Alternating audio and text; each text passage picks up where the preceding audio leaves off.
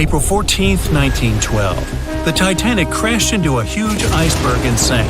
Yep, we've covered that. But what if this time we use the ice to bring the ship to the surface? This requires several thousand feet of wire mesh and a lot of liquid nitrogen. Our goal is to put the Titanic in a huge block of ice that will raise the ship to the surface. Now to do this, you need to wrap the wreck in a wire mesh and cover it with liquid nitrogen. The first problem you face is the inability to wrap the ship completely. You need to somehow lift the ship a little to put the mesh under it. Let's say that by some miracle you manage to do so. Next, you need to transport hundreds of large tanks of liquid nitrogen. You're underwater, opening the tanks, and it's so cold that the icy water of the Atlantic Ocean looks like it's boiling. The nitrogen just sizzles, dissipates, and certainly doesn't create a block of ice around the mesh. Alright, new attempt. Raise the Titanic with the help of huge magnets. For this, you need a large cruiser and some powerful magnets. You attach thick cables to the magnets and lower them to the bottom. Bright projectors illuminate the black ocean depths. Parts of the wreck are visible. The magnets descend lower and cling to the iron hull of the ship. The cruiser pulls the cables and magnets up. Some of them detach from the Titanic as the iron surface is covered with reefs and corals. Some parts of the wreck break away from the ship and rise. The power of the cruiser is not enough. One of the cables is torn. Not only the weight of the individual parts of the Titanic, but also the colossal water pressure interferes with the operation. The sunken ship can't be raised completely, only its small parts. In reality, there has already been an attempt to raise the Titanic in parts. The $5 million operation failed. Nylon slings were attached to a large part of the wreck. The other ends of the slings were connected to the diesel engines. For the entire operation, they used a mini submarine. A piece of the Titanic weighing 21 tons was pulled up, but one of the slings broke because of the strong water pressure. Then, one by one, the other cables began to snap and a huge piece fell back to the seafloor. By this time, all the participants of the rescue operation had run out of food supplies, and it was far from the nearest shore, so they decided not to make a second attempt. A book was written and a movie was made about how the Titanic was lifted with compressed air. In reality, no one even attempted this operation. To do this, you'd need several hundred large cylinders of compressed air. At first, you install them inside the Titanic's hull and wait for them to pull the ship to the surface. As soon as you lower the cylinders under the water, they immediately float upwards. This greatly complicates the operation. You need to fasten the cylinders with cables and pull them down to the bottom using a powerful submarine, or better yet, several of them. Because of the high pressure, the cylinders might burst. In this case, the blast wave would hit other cylinders and provoke a catastrophe. Too expensive and unsafe. The most expensive and complex plan to raise the Titanic is probably the one where scientists somehow extract hydrogen and oxygen from the ocean water. Then, these extracted elements must fill special containers. Those containers are attached to the ship, and the Titanic would rise to the surface. Even if you extract oxygen and hydrogen from millions of tons of water, the rest of the ocean water will replace it. A machine that will be capable of such filtering should cost billions of dollars. Or you can come up with a chemical element that will use a chain reaction to purify all the water. In this case, the entire world ocean will be left without vital oxygen. Someone once suggested blowing up the Titanic. You'd need to lower several boxes of dynamite to the ocean floor. The boxes must be completely sealed to prevent the dynamite from getting wet. Next, you need to run several miles of wire conducting an electrical current to them. Once all this is done, you sail to a safe distance. Now, you're going to press the button to pass the current through the wire and activate the dynamite. 3, 2, 1, stop! Why would you do this? Even if it works, the wreckage of the Titanic will be scattered in all directions on the seabed. It will be impossible to lift the Titanic from the ocean. Imagine a huge hook that can fetch the Titanic and lift it from the bottom like a fish. This hook must be huge to pick up a sunken ship. Let's say you created it. Next, you're on a huge cruiser, sailing up to the crash site and lowering the hook down like an anchor. It falls right on the Titanic but doesn't cling to it. You need special equipment to attach a bus-sized hook to the Titanic. It would include a huge submarine with mechanical arms. To build such a device and make it work under enormous pressure is already next to impossible. But let's say you finally managed to hook the Titanic. It's then you realize the cruiser doesn't have enough power to lift the ship, weighing more than 50 tons, and the hook that adds about 10 tons more. To complete your task, you'll need a few more cruisers and a few extra $1 million. Once hot wax cools, it hardens and floats on the water surface. What if we deliver it to the ocean floor and pour it inside the Titanic? This may work, given that wax is not an expensive material. So you melt the wax, pour it into strong tanks, and pull them to the bottom with the help of a submarine. The tanks can withstand enormous pressure, and the submarine has enough power to lower the wax to such a depth. The containers are placed inside the Titanic. Through a remote control, you open the containers, but the wax doesn't pour out. The deeper you go, the colder the water gets. While you were delivering the containers to the ship, the wax was cooling down and getting solid inside. Several containers are pressed against the top of the ship, but it's not enough to lift the Titanic. Other containers simply float away to the surface. And even if the containers were thermostatic and kept hot inside all the time, once released, the wax would solidify in an instant. There would just be no time for it to spread and cover the Titanic from within, so it would just float up as well. Alright, you fill several large and sturdy bags with Vaseline. This substance acts just like wax in the cold. It gets solid and floats. You want to put bags all over the Titanic and just wait for the Vaseline to bring it up. You load the bags into the submarine and descend to the ocean floor. Some parts of the ship can't be reached because of the clinging corals. You decide to unload all the bags in one place, but as soon as you take Vaseline out of the submarine, the bags tear due to the strong pressure. Solid pieces of Vaseline float up, pushed by the water. Mission failed. The craziest idea is to fill the Titanic with millions of ping pong balls. Small plastic balls filled with air should push the ship to the surface. But as soon as you start to lower them to the bottom, the plastic immediately flattens and all the air from the balls pops out. You can deliver the balls inside a submarine, but once you put them inside the Titanic, the pressure will crush them again. Also, you can create balls made from strong ultralight material and fill them with air. In this case, you will need much more money. As soon as you put the balls inside the ship, some of them will immediately slip through the holes in the ship, and the remaining ones won't be enough to lift the wreck weighing more than 50 tons from the bottom. Well, to study the Titanic, you don't need to go down to the ocean floor. On the internet, you can find a detailed 3D map that shows the wreck site, as well as the ship itself on the seabed. To get a realistic picture of the Titanic, researchers used sonar technologies and underwater robots, which took more than 10,000 pictures of the sunken ship. So, what do you think? Leave it alone? Yeah, me too. The unsinkable Titanic didn't go down peacefully, which made finding its final resting place all the more difficult.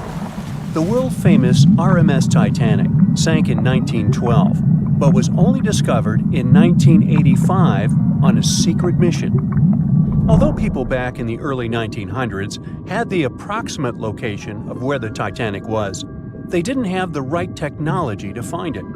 As it went under, the ship sent several CQD signals, standing for Come Quickly, Distress, to a nearby ship named Carpathia. Come at once, we have struck a berg.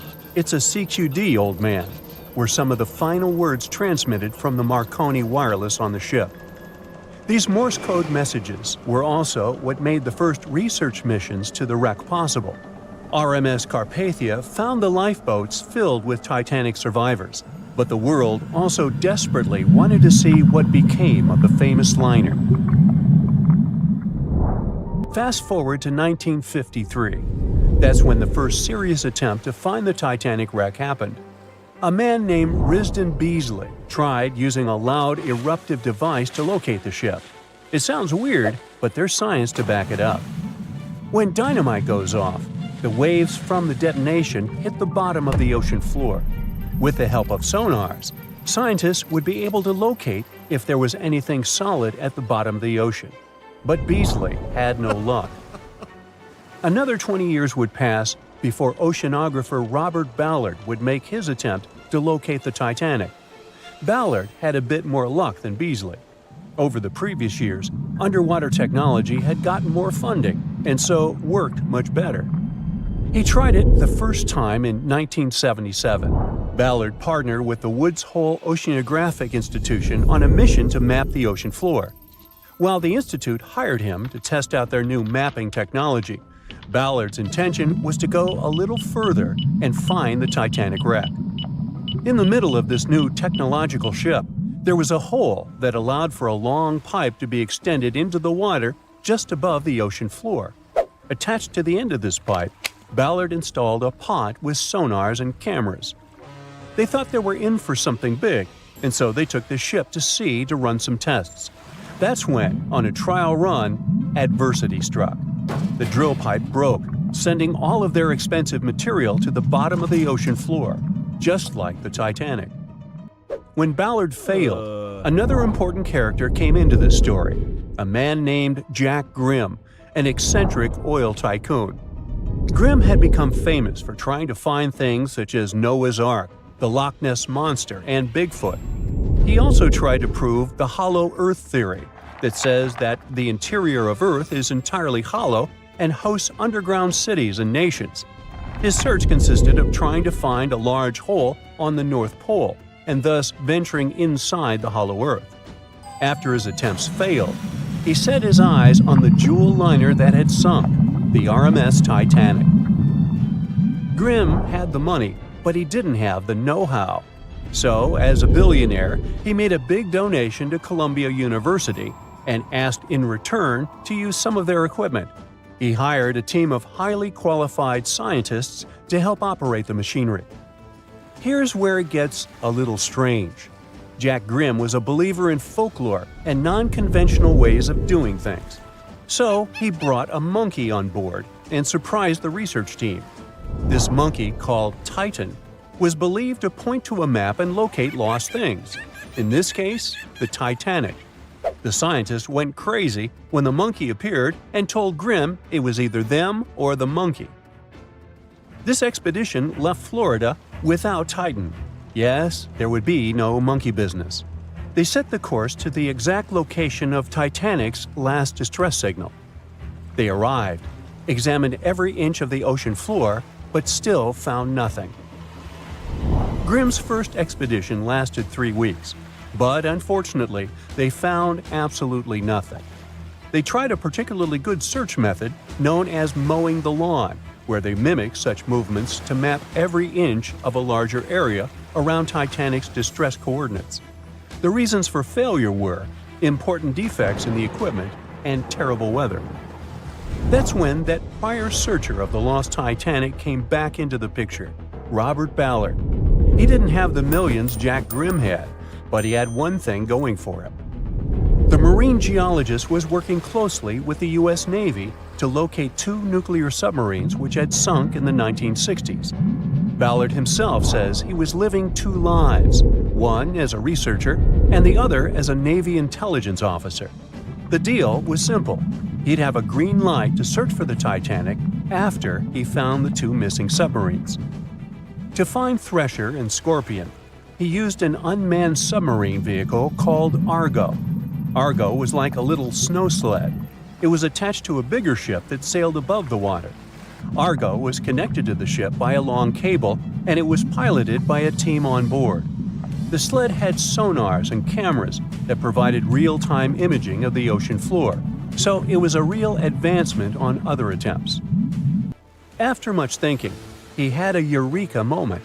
He supposed the force of the wreck should have left a comet trail that led back to the ship. While searching for the Titanic, most people had tried to find the ship itself. But until then, it had been trying to find a needle in a haystack. That's why Ballard's logic was so brilliant. He needed to invert the order. He had another obstacle on his hands: time. He could only look for the ship after finding the lost subs. And by the time that happened, he had 12 days left. He teamed up with another scientist, and they applied the mowing the lawn method to map the ocean bed. Another important piece of information that most researchers left out was that there was a sea current moving south on the day of the disaster. This meant that the debris field should be south of the distress signal coordinates. To save time and resources, he would do a quick reconnaissance of the ocean floor, spacing lines more than 3 miles apart to look for debris fields. He also relied more on the camera visuals than on the sonar signals. His team took turns piloting Argo and watching the video. Days rolled by, with nothing but the empty ocean floor showing up. Until the rocks they were used to seeing started to look like man-made debris. Suddenly, there it was, the Titanic's boiler. Ballard was right. The debris field would take them back to the ship. After 73 years of searching, they had finally found the Titanic wreck.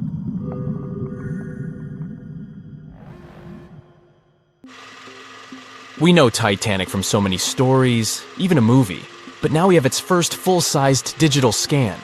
And nope, it's not like those models from before, where we mostly imagined what the ship was supposed to be like. This time we got a real digital scan. A team of experts really mapped the deep-sea floor around the Titanic together with the ship itself. We basically got a 3D view of the entire wreck, which is like going deep down beneath the ocean's surface and seeing Titanic as if all the water has been drained away. So, the story of the wreck started in 1985, 73 years after the Titanic went down. The explorer named Robert Ballard stumbled upon it somewhere between 2 submarines that also went down in that area. He was actually on a different task back then, so he didn't even have time to explore the ship properly. But as he was searching for the submarines, he realized how ocean currents affect sinking debris. He noticed the heaviest object sank quickly and left a trail of debris behind, the trail that followed the currents. Using this knowledge, Ballard made a hypothesis the Titanic had broken in two and left a debris trail as it sank. Before he found the wreck, everyone thought the ship just went down in one piece after hitting an iceberg. So everyone knew where the ship was so the adventure could start, or not. It was hard to explore it. The ship is enormous, and the dark depths of the ocean make it really difficult to capture its whole body in one go. So we mostly relied on glimpses of the decaying ship, and had to settle with teasing scattered parts of the whole picture and filling it up with speculations and stories. But in the summer of 2022, we finally got something different. A team of experts from Magellan Loaded, a company specializing in mapping the deep sea, teamed up with Atlantic Productions, who were making a documentary about the project. They embarked on a mission to capture the complete view of the Titanic. They used submersibles. Those are vehicles that go underwater, remotely controlled by a team of skilled explorers. These submersibles dove deep into the ocean. It wasn't an easy job. They spent over 200 hours collecting information about the entire length and breadth of the wreck. It was like a real-life treasure hunt. But instead of finding gold and jewels, they took something even more precious. Over 700,000 images of the Titanic from every angle possible. Yup, they took photos of every tiny part of the ship, even the not-so-interesting bits most of us would usually skip. Even mapping the muddy parts was an important part, because it helped fill in the gaps between the more exciting things they discovered. And this was a way for all of us to finally get a detailed 3D reconstruction. Even though it's been more than 100 years, you can still recognize the bow of the Titanic, covered in rust that hangs down like stalactites. On top of the bow is the boat deck, where a big hole gives us a glimpse into the empty space where the grand staircase once stood, like a window into the ship's glamorous past. Its stern is now a wild mess of twisted metal. As the Titanic went down, this part collapsed and spiraled into the seabed. The bow and the stern ended up separated by about 2,600 feet. There's a vast field of debris surrounding this giant, stuck on the seafloor. This debris is like a scattered treasure trove, full of intricate metalwork from the ship, statues, and even unopened champagne bottles. There are also personal belongings that went down together with the ship, like dozens of shoes resting across the seafloor. It was a tough task to do, go down and take all those pictures. It may not sound that hard at first, considering it was the vehicle that really immersed itself into such deep parts of the ocean, not the people. But studying the ocean is hard. We haven't explored, mapped, or even seen over 80% of it. The conditions are harsh, and the pressure becomes more intense the deeper you go. And their vehicle had to dive down to nearly 13,120 feet below the surface. That's like 12 Eiffel Towers stacked on top of each other. Plus, you have strong currents in that area, so it was probably like trying to navigate through a watery maze. And submersibles weren't supposed to touch anything. Even the slightest wrong step can damage the wreck that was already so fragile. It seems like the Titanic is frozen in time, so it will always be there waiting for us. But in reality, it's slowly disappearing. It's pretty obvious that the ocean water ruined it considering how long it has been down there. But it's not just that. The wreck itself has become a home for a specific type of bacteria Halomonas titanicae that even got named after the famous ship. These bacteria have a special ability. They can survive inside rusty formations known as rusticles. They kind of look like icicles, those spikes of ice that form when water falls from something and freezes. These bacteria have a taste for iron, which is abundant in the ship's hull. For them, it's like a real buffet down there. And as time goes by, these bacteria will keep eating away at the iron in the ship, bit by bit, until one day the feast comes to an end and the whole ship is gone. It's like a slow but steady recycling process. So this 3D model we got because of the hardworking team and technology comes at the best time because we never know how much time we have left with exploring the famous wreck. This time we might even understand the collision with the iceberg better. You know how movies always show the Titanic hitting the iceberg on its right side? Well, we can't even be certain about that. The scans could help us figure out if the ship actually grounded on the iceberg, like getting stuck on it. We can study the stern and analyze how the Titanic struck the seafloor. That will also help us understand what really happened during the sinking. Maybe we'll get a chance to discover if there was really a strong fire that sealed the fate of the Titanic. One theory says that the coal fire had been raging for a whole 3 weeks before the ship even took its first and last trip. And this could have made its hull weaker, which means most of the work was done. The iceberg just delivered the final blow. If there even was an iceberg, as some people wonder. There's an alternative theory they suggested where the Titanic may have actually hit a hidden mass of pack ice instead of a typical iceberg. Pack ice is made up of large sheets of ice that float near the ocean's surface and can be difficult to spot. They believe this pack ice might have drifted into the Atlantic from the Arctic Ocean. According to one professional mariner, Captain L.M. Collins, that stands up with that idea. If the Titanic had struck a regular iceberg, the ship would have sunk much more quickly than it did. And since the Titanic managed to stay on the surface for a relatively long period of time, less than 3 hours, maybe this was a different type of collision. The mariner also said there are differences in what people said they saw when the Titanic sank. He thinks these differences might be because of optical illusions. In this case, when people were looking at the ocean that night, the way the light was reflecting and the conditions at sea might have made things appear closer or distorted. So when they saw something in the water, it might not have been exactly what they thought it was. Whether it was an iceberg or something else. Binoculars might have helped the crew members to spot the potential danger, but unfortunately, they didn't have any. It appears they were locked inside a cabinet, and no one knew where the key was. Bet you never heard this story about the Titanic. So, this massive luxury ocean liner was heading out of Southampton on its first voyage to New York with over 2,000 passengers and crew on board. I'll spare you the details for now. You know how it all went down. Since there were a lot of things that went wrong during its short lifespan, some couldn't help but wonder, was it really bad luck? Or was there some mysterious force behind the ruckus? Well, for starters, right as it was leaving the harbor, the Titanic nearly crashed into another ship, called the SS New York. How did that happen?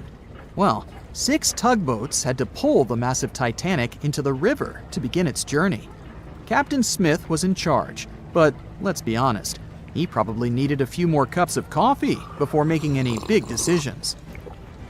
So, as the Titanic was speeding along, minding her own business, she passed the New York and the Oceanic ships. The Titanic decided to make a left turn, but the suction was just too much for the poor New York.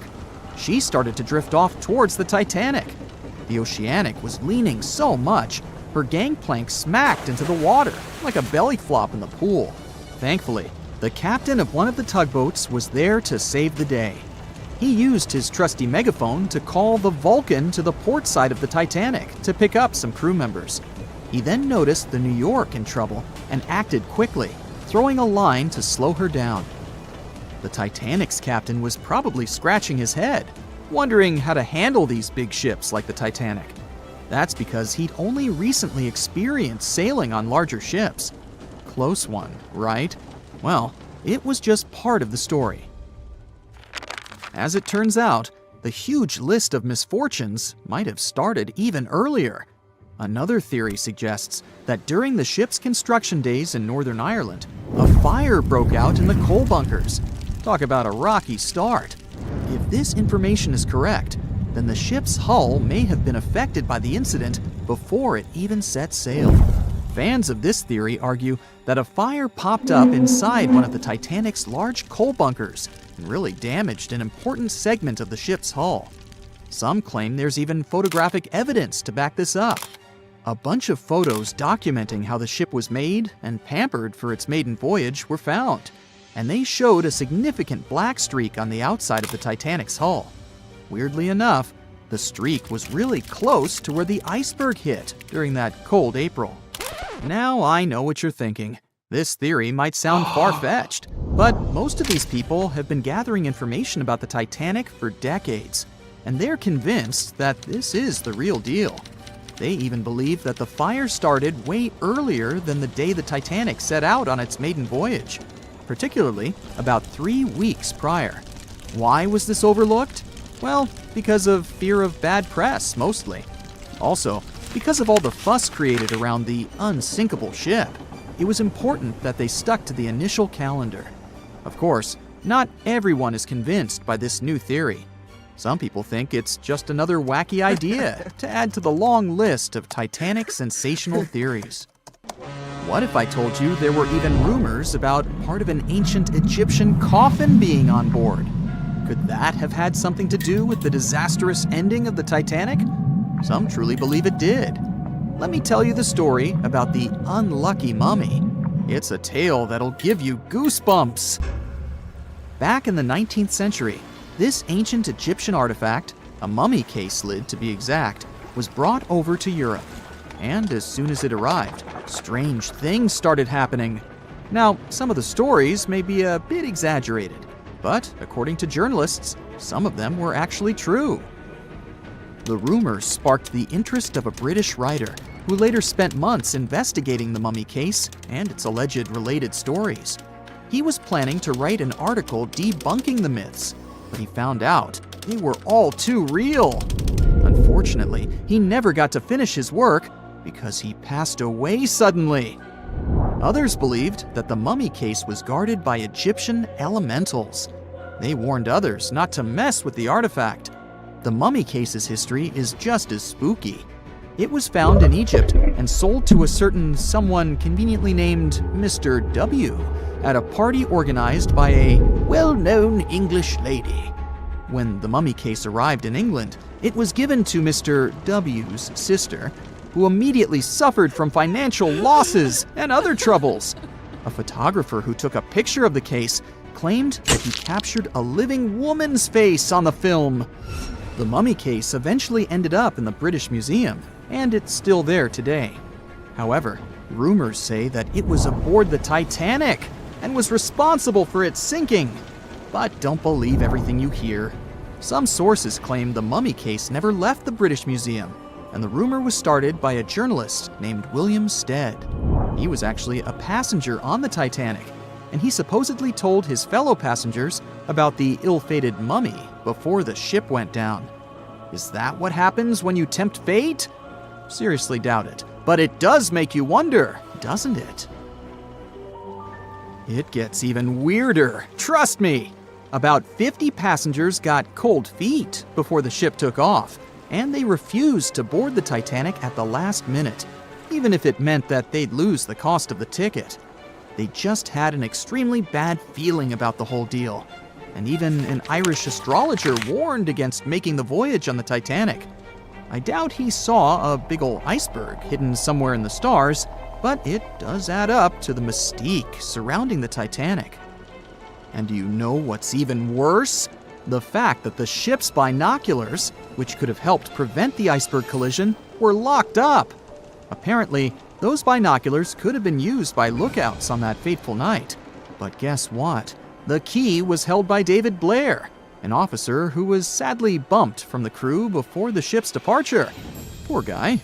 He probably didn't even know what he was holding on to.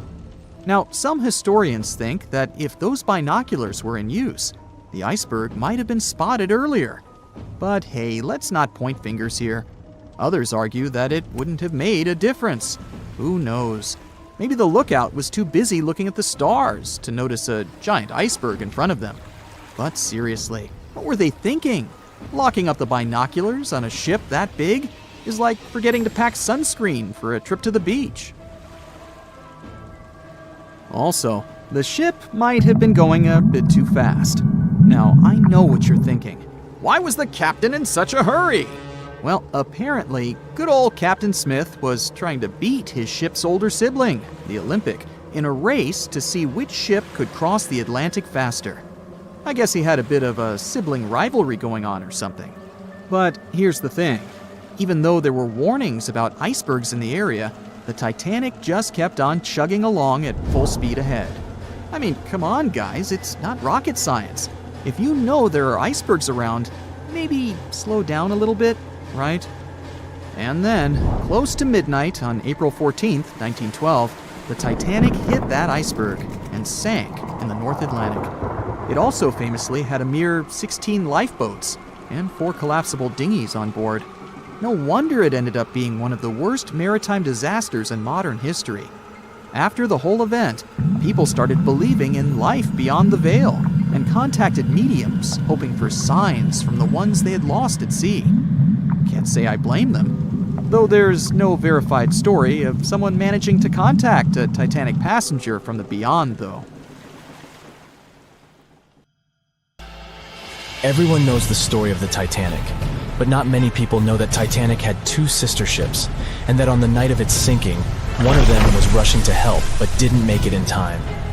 Bad luck seemed to follow the trio of ships, but each one of them had glorious moments that live in the minds of those who sailed in them. Keep on watching to discover a story of awe, ingenuity, and ill fate. And don't forget to click the subscribe button and turn notifications on to join us on the bright side of life. You know how the iceberg hit the Titanic, how the band played to the end, and how the whole tragedy unfolded, but before it happened, it would have seemed an impossibility for such a ship to meet the end it did. None of that could have been foreseen by White Star Line, the company who built the Titanic, who had high hopes for what the unsinkable ship and its sister ships, the Britannic and the Olympic, would accomplish. The Olympic was the first of the trio to make sail on June 11, 1911, heading towards New York. The sheer size of it would wow the crowds. The Olympic's maiden voyage went without incident, and a crowd of 8,000 people in New York got to explore its luxurious accommodations while it was docked there. There were high expectations for the massive ship, but just around 2 months later, the Olympic crashed with the HMS Hawke. The Hawke got the brunt of the damage, as the bow was left flat as a pancake. After the crash, the Olympic made its way slowly back to Belfast, where the Titanic was being constructed. On the dock, people could see the 2 enormous ships side by side, as parts of the Titanic were used to put the Olympic back in shape. A rare sight to behold. And on April 14, 1912, the Titanic hit an iceberg, and minutes later, the crew radioed nearby ships for help. That night, the Olympic was returning from New York when it received the distress signal. The ship turned around and rushed at full speed towards the Titanic, but they were so far away that they would have arrived next night. At some point during the early hours of April 15, 1912, the crew of the Olympic decided they wouldn't make it in time and stopped course.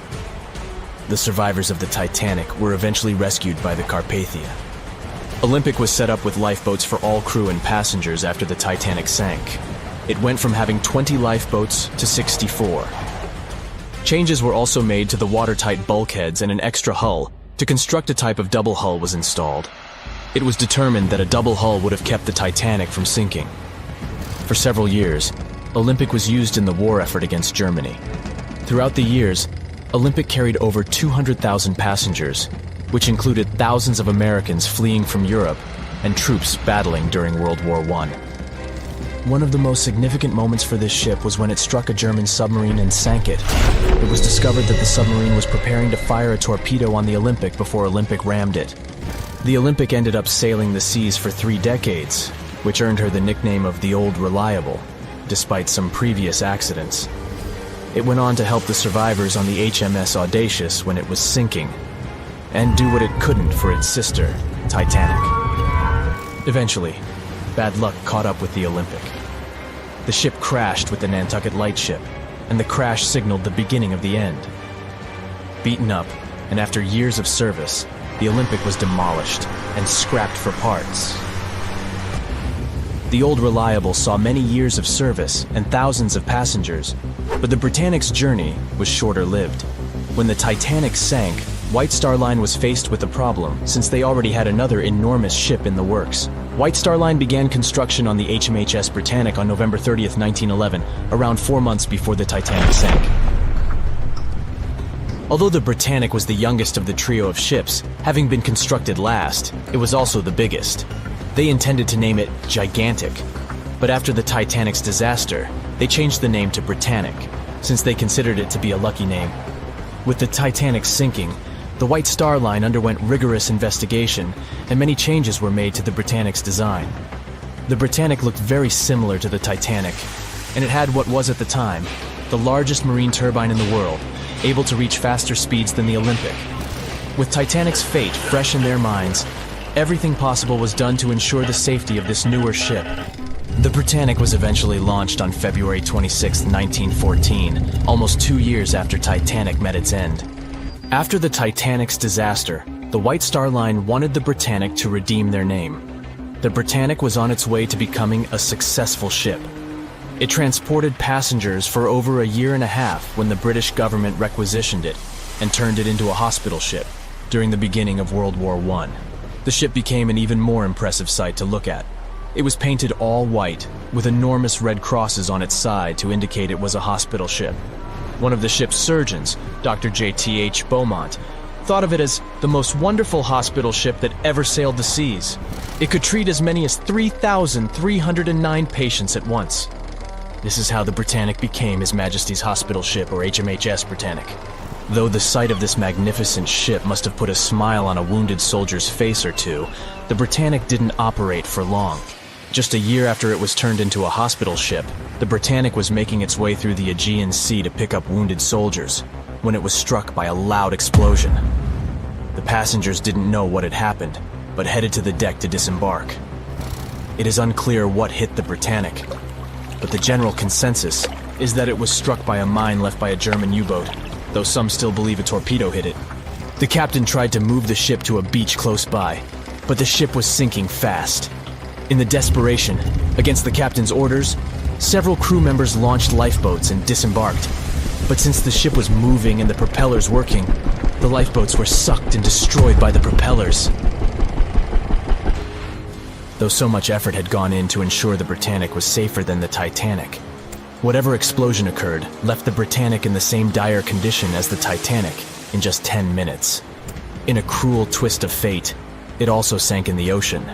Unlike Titanic's enormous death toll, only 30 people perished in the sinking of the Britannic, and over 1,000 survived. So many people survived because the accident happened in the morning, when the temperature of the water was warmer and the Greek island Kea was close by to offer help. In the end, the Britannic only sailed the seas for over 2.5 years. The bad luck that followed the Titanic and the Britannic and the accidents and demise of the Olympic was remarkable. But what was most impressive is that there was a woman who sailed on all 3 ships and survived. Violet Jessup was a crew member and nurse aboard the ships. She was there when the Olympic collided with the HMS Hawk in 1911 and disembarked safely.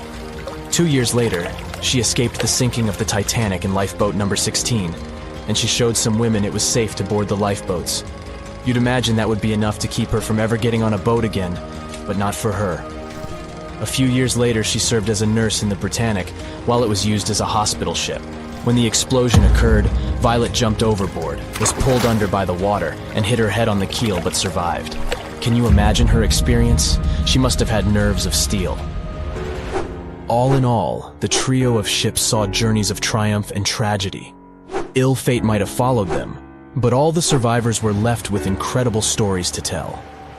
So tell us, Brightsiders, would you have liked to have seen any of these ships in real life? Let us know in the comments section. Don't forget to give this video a like, share it with your friends, and click subscribe to stay on the bright side. Back when it was built, the Titanic was one of the largest and most luxurious passenger ships, with high-class features like a grand staircase, a swimming pool, and a gymnasium.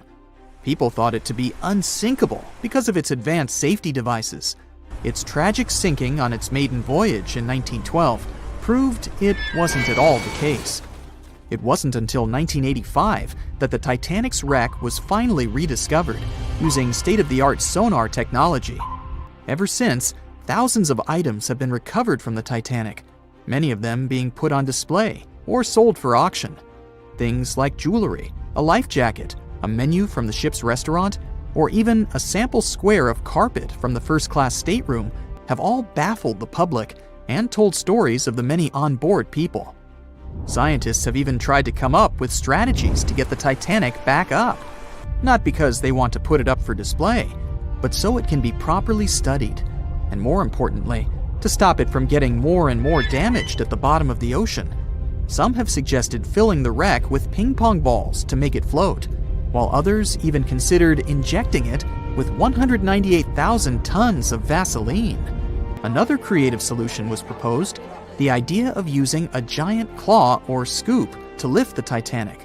Nobody came up with this device. Using 500,000 tons of liquid nitrogen to trap it in an iceberg that would float to the surface was also considered, but all these potential strategies had to be eventually let go, since the Titanic is way too fragile to ever be recovered.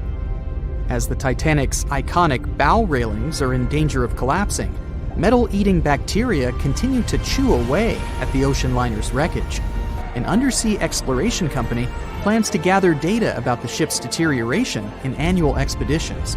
They hope this will help them learn more about the Titanic, and also more about the ecosystem that shipwrecks create. The over 100-year-old ocean liner is also being damaged by deep-sea currents daily.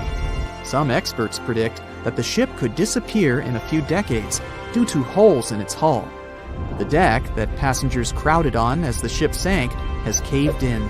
The gymnasium near the grand staircase has also fallen in, and a 2019 expedition found that the captain's bathtub, which became visible after the outer wall of the captain's cabin fell away, is no longer there. Those annual expeditions also gather data about the creatures living at the site, including crabs and corals. Surprisingly, many species have only been seen there at the Titanic wreck, so scientists are curious to find out more about them. The most famous out of all these creatures is the Halomonas titanicae. It's a bacteria, and it was discovered on the wreckage of the Titanic. What's interesting about this creature is that it's able to thrive in extremely salty environments. It's also been resistant to several antibiotics, unlike other types of bacteria. It's probably because of this superbacteria that the deterioration of the ship's iron hull happened so fast. The expedition will also look at the debris field and its artifacts. On the site, there are still traces of little personal items like clothes and luggage. One of the most interesting stories about Titanic artifacts is that of the passengers' shoes. Most of the Titanic items that have been lost at sea deteriorated or disappeared completely. But not the shoes. They seem to be able to resist the harsh conditions. On top of that, the leather in most shoes is perfectly preserved, probably because of tannin, a substance used in the tanning process of leather. It helped the shoes resist the damaging bacteria found underwater. All this exploring might have gotten you all excited. If that's the case, I have some good news to share. You might even be able to join the expeditions. To personally explore the Titanic, you have to plan ahead and apply to be a mission specialist with OceanGate, the company responsible for the journey. However, this experience does come with a high price tag of $250,000. Despite the cost, this once-in-a-lifetime experience is in high demand because of the limited spots available.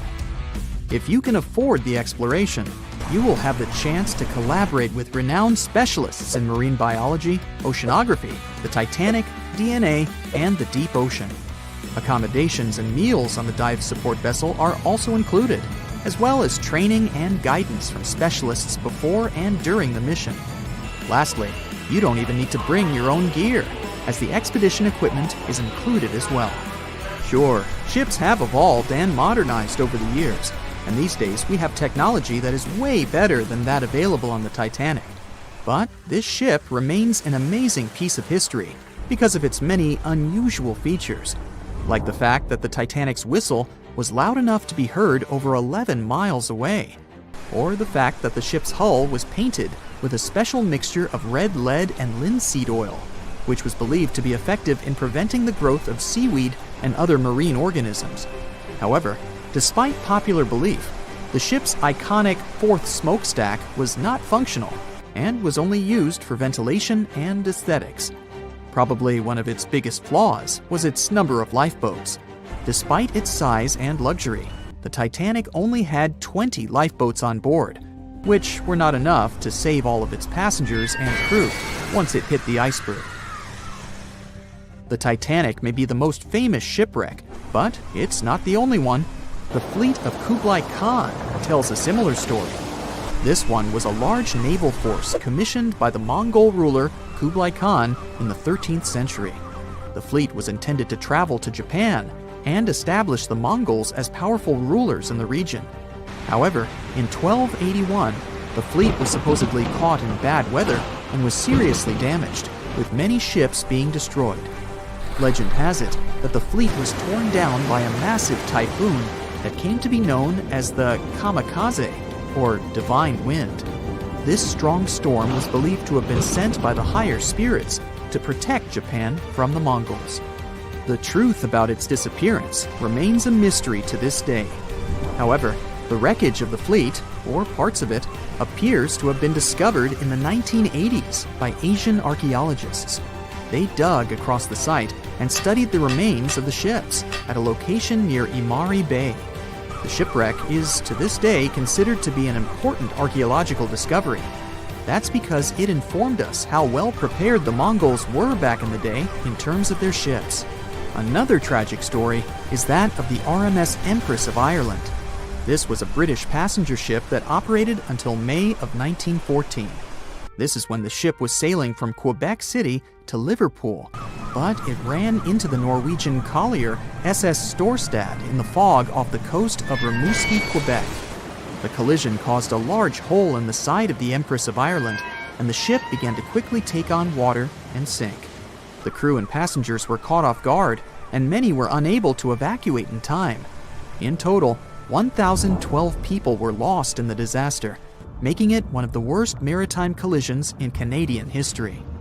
Rescue efforts were hampered by poor visibility and the fact that many of the lifeboats were damaged or unusable. Only 465 people survived the sinking, and many of them were rescued by the Storstad, which had remained in the area despite its damage. The sinking of the Empress of Ireland was a national tragedy in Canada, and it led to changes in maritime safety regulations and the establishment of a Coast Guard. The ship still lies at the bottom of the St. Lawrence River, where it has become a popular dive site for enthusiasts.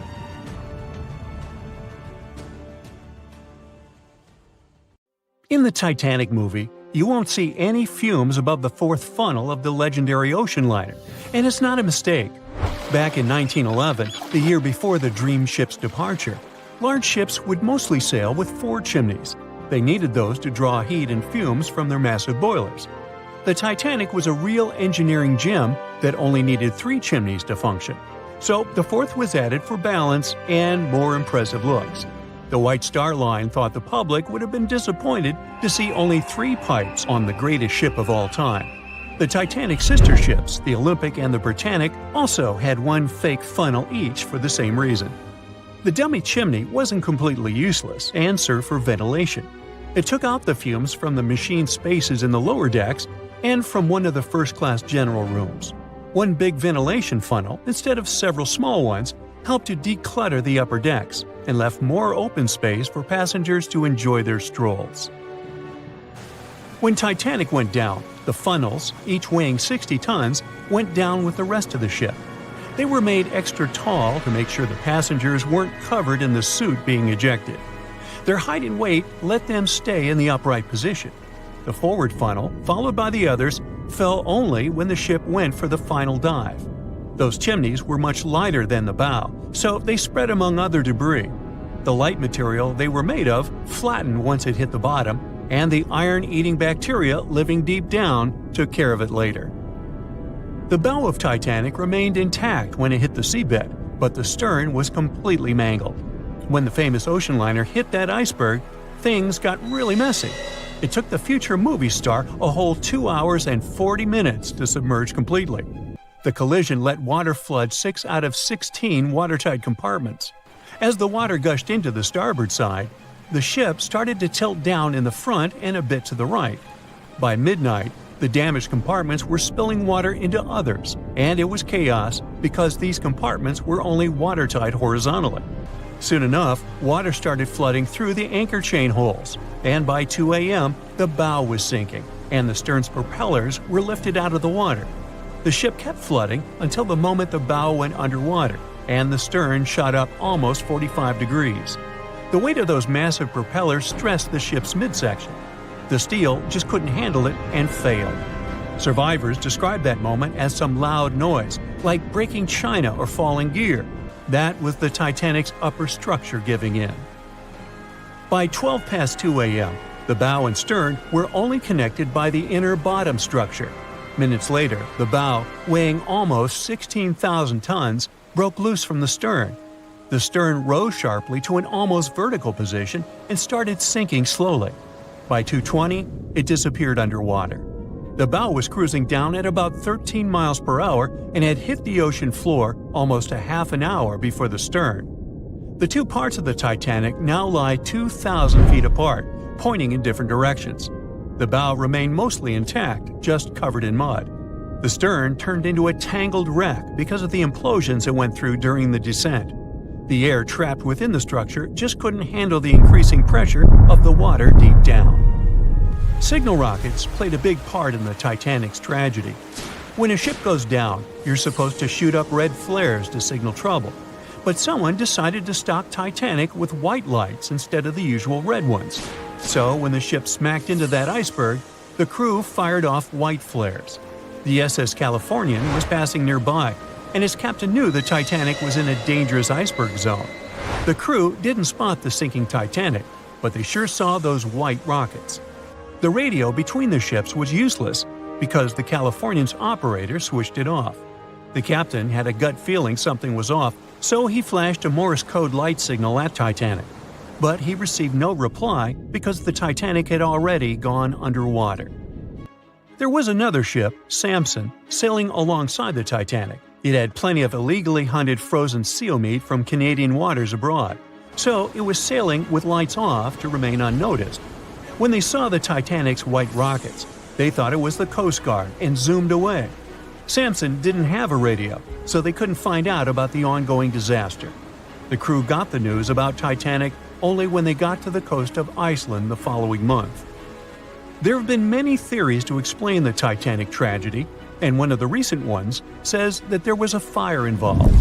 An Irish journalist went full detective for decades, digging into the mystery, and stumbled upon a game-changer. He came across a photo album that had been hiding from the public for a century after the tragedy. In the pictures, taken at the Harland and Wolff shipyard in Belfast, Northern Ireland, just over a week before the liner sailed, you can clearly see a massive 30-foot black spot on the ship's hull. Maloney researched the photos and eyewitness testimony from the time and claimed that a fire spontaneously broke out inside of one of Titanic's enormous coal bunkers. It was raging for a whole 3 weeks and messed with the metal, critically weakening a crucial segment of the ship's hull. Back then, most ships had just one hull, so it was the only skin the Titanic had. That's why the iceberg managed to punch a hole through the ship so easily. If it hadn't been for the fire, the Titanic might have shrugged off that iceberg collision. The company operating the liner knew about the fire, but they decided to conceal that fact. They didn't want any negative stories in the press as they faced some serious competition in transatlantic voyages. The Titanic was sold out, so they stocked up on coal and made it sail. The moon might have also played a role in the sinking. Our satellite heavily affects tides on the Earth. The closer it is to our planet, the stronger the tides are because of the increasing gravity of the moon. Back in 1912, the moon was so close it made several glaciers in Greenland break apart. Massive chunks of ice that broke off from the glaciers started floating south. The supermoon event came just 6 minutes after a spring tide. During new and full moons, the alignment of the moon, the Earth, and the Sun makes their combined gravity reach its peak. And the day before, our planet had come the closest to the Sun that year, which made the gravity even stronger. This mixture of events created perfect conditions for one of the most powerful tides in history. It created the perfect conditions for the icebergs breaking off from Greenland's glaciers to move freely. Opponents of this theory say that the difference in tidal force wasn't actually that big, and it couldn't have been the main cause of the sinking. The iceberg tore down the side of the ship, leaving a huge opening in the hull. It wasn't a continuous rip, and damage was caused in several places.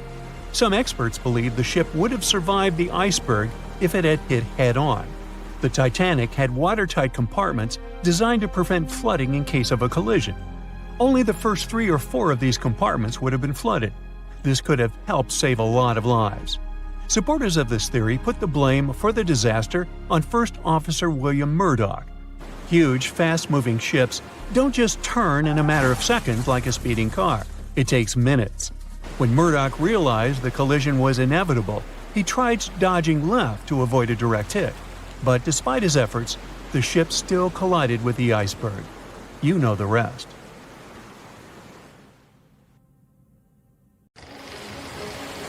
It was 11:39 at night when the Titanic's lookout shouted, "Iceberg, right ahead!"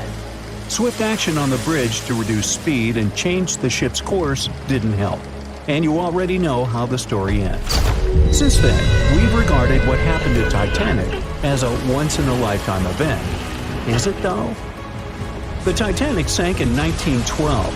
Forget about fancy GPSs or weather satellites. At the time, ships were responsible for warning each other about the location of icebergs, like a "hey man, trust me on this" situation.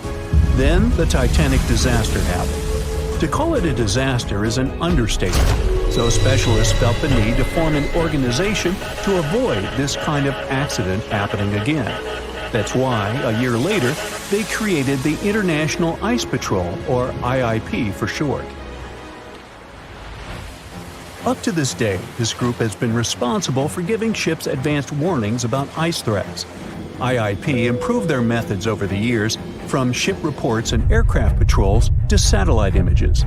Recently, they've also been using oceanographic buoys, floating devices providing real-time information about ocean conditions up to 164 feet below the surface to predict the potential drift of icebergs. Luckily, IIP is doing an excellent job in reducing ship iceberg collisions. But don't get too comfortable, because even the most advanced detection equipment can't entirely avoid an unfortunate situation. Between 1980 and 2005, there were 57 incidents involving vessels and icebergs. And the chilling truth is that today's ships are more likely to run into an iceberg than the Titanic was. Studies have shown that 1,038 icebergs crossed the area where the Titanic sank back in 1912. You might think that's a lot, but scientists say it's not really a big deal. I mean, yeah, it's on the higher side, but there have been 14 years with even more iceberg activity since then. Nowadays, the number of icebergs is going up due to the accelerated melting of Greenland's glaciers. And since more ships are heading into polar waters, the chances of ships bumping into icebergs are higher. But the real danger for captains is invisible enemies, called growlers and bergy bits. Growlers are these small icebergs that can be the size of a regular door. And bergy bits are also considered small, measuring around the size of a school bus. These icebergs might seem harmless, but they're actually tricky since they can be completely invisible to radars or satellites. Let's see what happens when a modern cruise ship as big as the Titanic hits one of these small icebergs. Meet the Norwegian Sun, a luxurious cruise ship like Titanic, as it has the capacity to accommodate 2,400 passengers and more than 900 crew members. On July 2022, this cruise ship was on its way to Hubbard Glacier in Alaska when it found itself in the middle of a dense fog. Suddenly, passengers felt an impact and were terrified as the ship experienced a severe jolt. The fog immediately cleared, and they discovered that the ship had suffered some damage after the collision, so the rest of the trip was canceled. Now don't stress about packing for your next trip across the Atlantic, because accidents like the one with the Norwegian Sun are really rare. I mean, it's common for ships to encounter ice, but what's unusual is for it to be a problem. Most modern cruise ships wouldn't get physically damaged by an iceberg, and there's a reason for that. You see, the steel used in the Titanic also played a significant role in the disaster. The unsinkable ship, after all, was not so impact-resistant. Back then, the Titanic's hull was constructed using around 2,000 steel plates, which are believed to have been produced in an open hearth furnace. As a result, the steel contained a high concentration of phosphorus, oxygen, and sulfur. High levels of these elements make steel brittle at low temperatures, causing it to fail upon impact. While the steel used on the Titanic was of the highest quality available at the time, it wouldn't meet the safety standards of modern ships, and it was approximately 10 times less safe than what today's vessels use. But the most significant difference between the design of the Titanic and a modern ship lies in how the hull is put together. You see, the Titanic was built using over 3 million rivets for its hull and upper deck structure.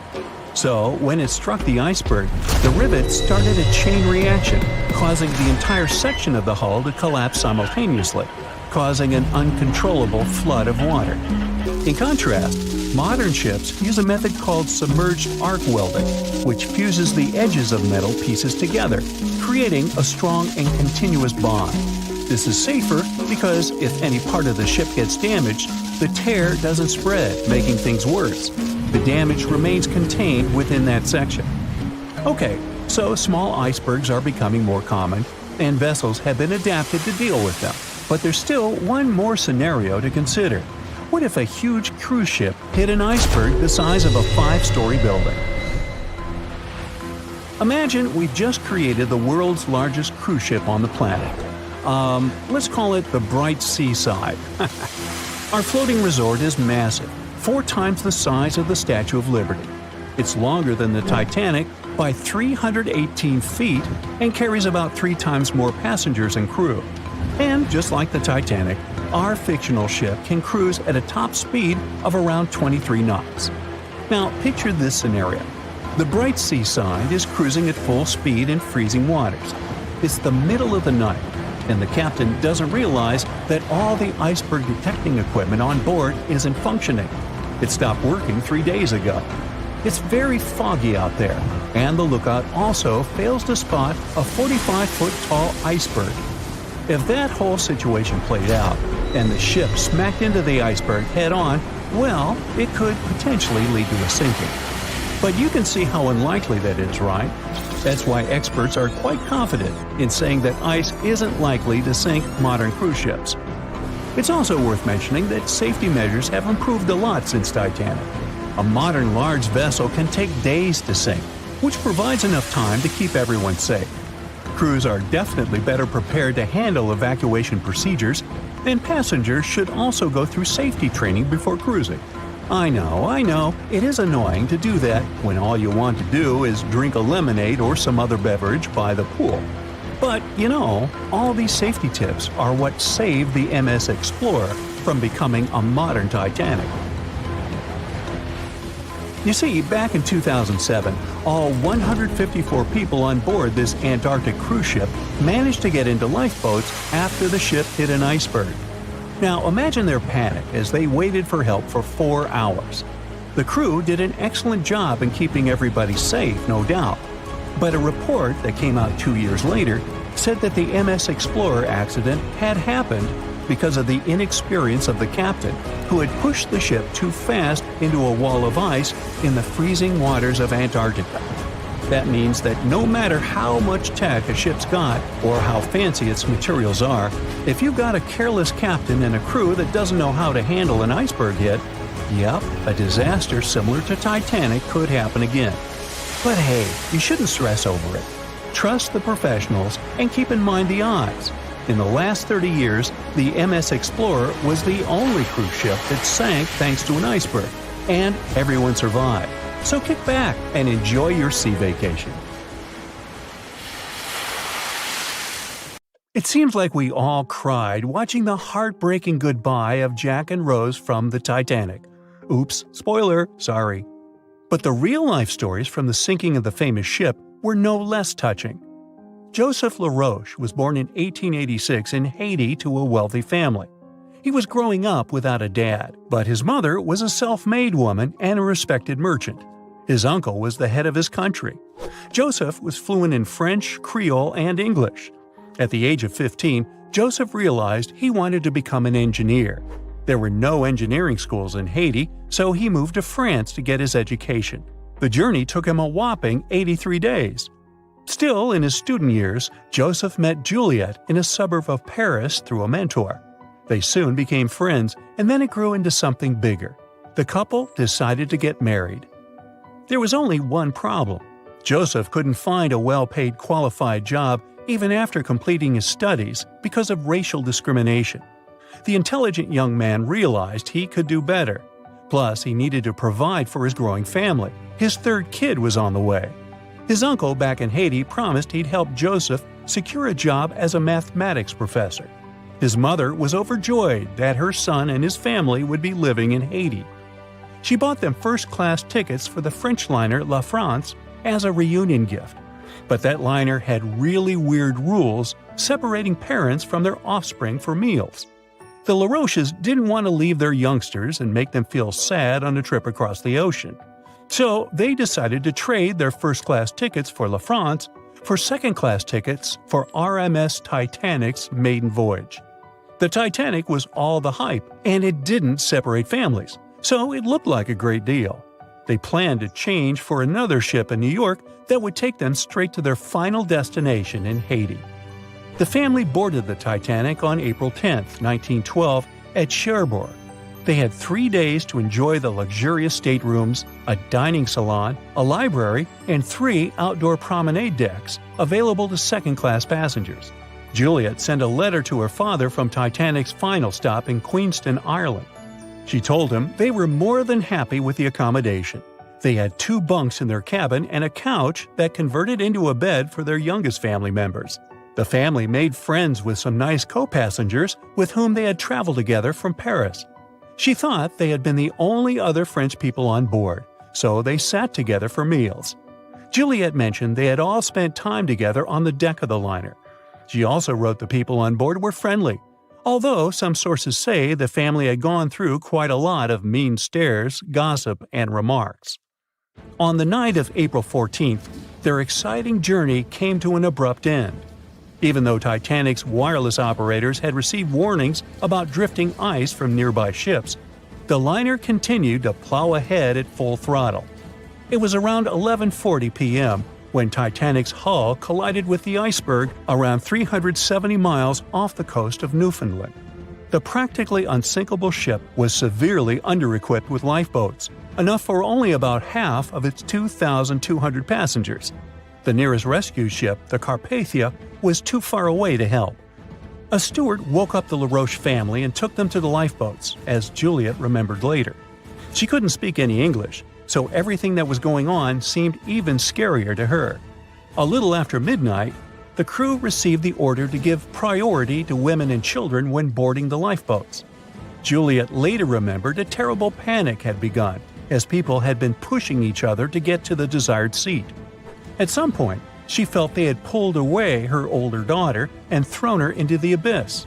A moment later, she had joined her Simone in the same emptiness. So, pregnant Juliet and her 2 daughters got spots in Lifeboat 14. But they had to say goodbye to Joseph as the boat was being lowered into the sea. He wrapped his coat around Juliet, saying she'd need it, and promised to get in another lifeboat and see her and the little ones again in New York. The 25-year-old Joseph LaRoche didn't manage to stay true to his word. In a couple of hours, Titanic sank underwater, taking the lives of almost 1,500 people.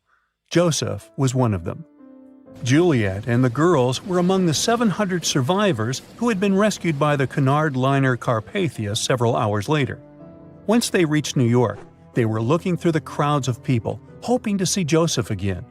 When it became obvious they wouldn't find him, it was time for them to decide what to do and where to go.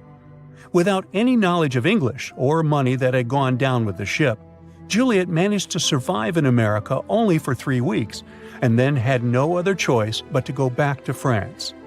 Joseph's uncle was no longer able to help them, as others had taken his life 4 months after the Titanic tragedy.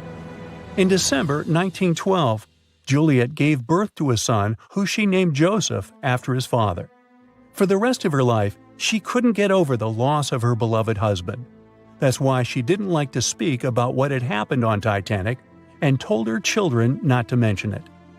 In 1995, a member of the Titanic Historical Society interviewed Louise, who was the last remaining LaRoche child and the last French survivor of the sinking. And that's when the world first heard about this heartbreaking story. It inspired some plays and articles, but it never got the same attention as the story of other passengers. You probably remember the elderly couple going down together in their bed on the Titanic. It was inspired by Isidor and Ida Strauss. They were both born in Germany and emigrated to the United States as kids. They met in New York and got married 5 years later. Isidor started a china and porcelain business with his brother that grew into the glassware department at Macy's and turned them into multimillionaires. Isidor and Ida were well known in New York, not only for their wealth and charity, but also for their love and devotion to each other. In 1912, the couple decided to run away from the New York winters and headed for Europe. By that time, they'd already been married for 40 years. In early April, it was time for them to sail back home to New York. They normally traveled on huge German liners, but at that time, they couldn't resist the hype of everyone talking about that new luxury liner, the RMS Titanic. That's how they ended up in one of the first-class private suites at the top of the ship. The Strauss couple spent their evenings dining in front of a live orchestra in a hall filled with fancy furniture and expensive wooden paneling.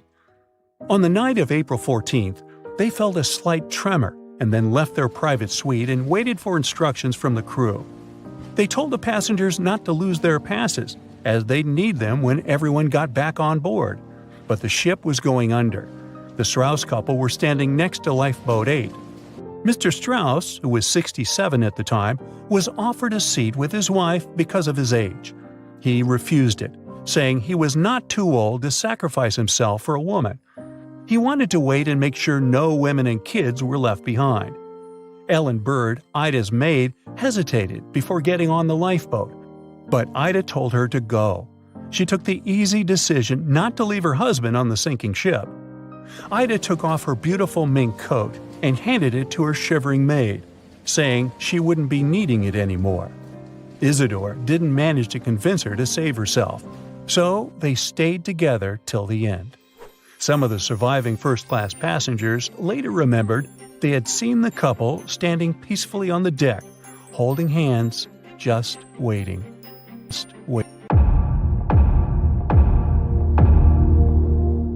There were no binoculars on board the famous Titanic on the night when they were needed the most. The lookouts were blind, helpless, and doomed, and the ship went down, taking hundreds of lives, right? Well, it's just one of the many myths from a whole ocean of half-truths, rumors, and dramatic retellings the Titanic is still sailing in. There were binoculars on board. The real issue was access. The binoculars were locked in a cabinet in the crow's nest, which is the lookout point, but the key went missing. A crew member named David Blair, who was supposed to be on the Titanic, was reassigned to a different ship at the last minute. He forgot to leave the key behind. The key to saving hundreds of lives, literally, was sitting in his pocket far away as the Titanic was going down. But we'll never find out what would have happened if the key had been there. The sky was clear that night, but there wasn't a moon to light the way. and there was no wind, so the sea was glassy, and there were no ripples, which are the usual warning signs of icebergs floating around.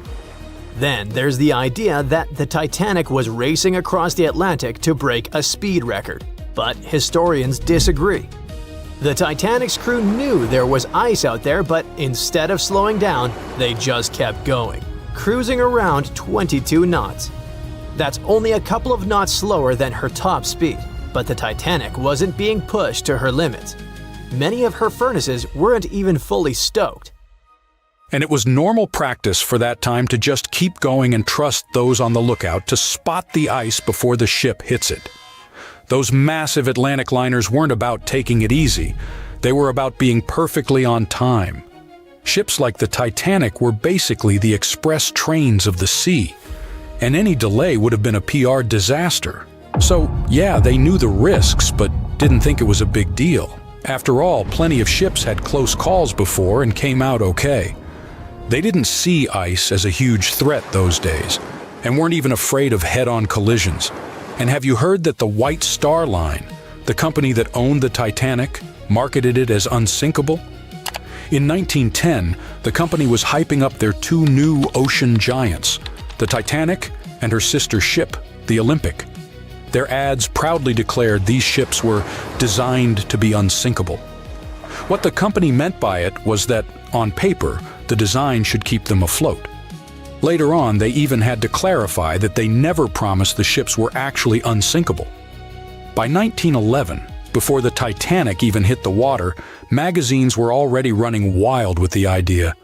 Writers were calling her practically unsinkable, pointing to her fancy new watertight compartments as proof. And just like that, a legend was born before the ship even left the dock.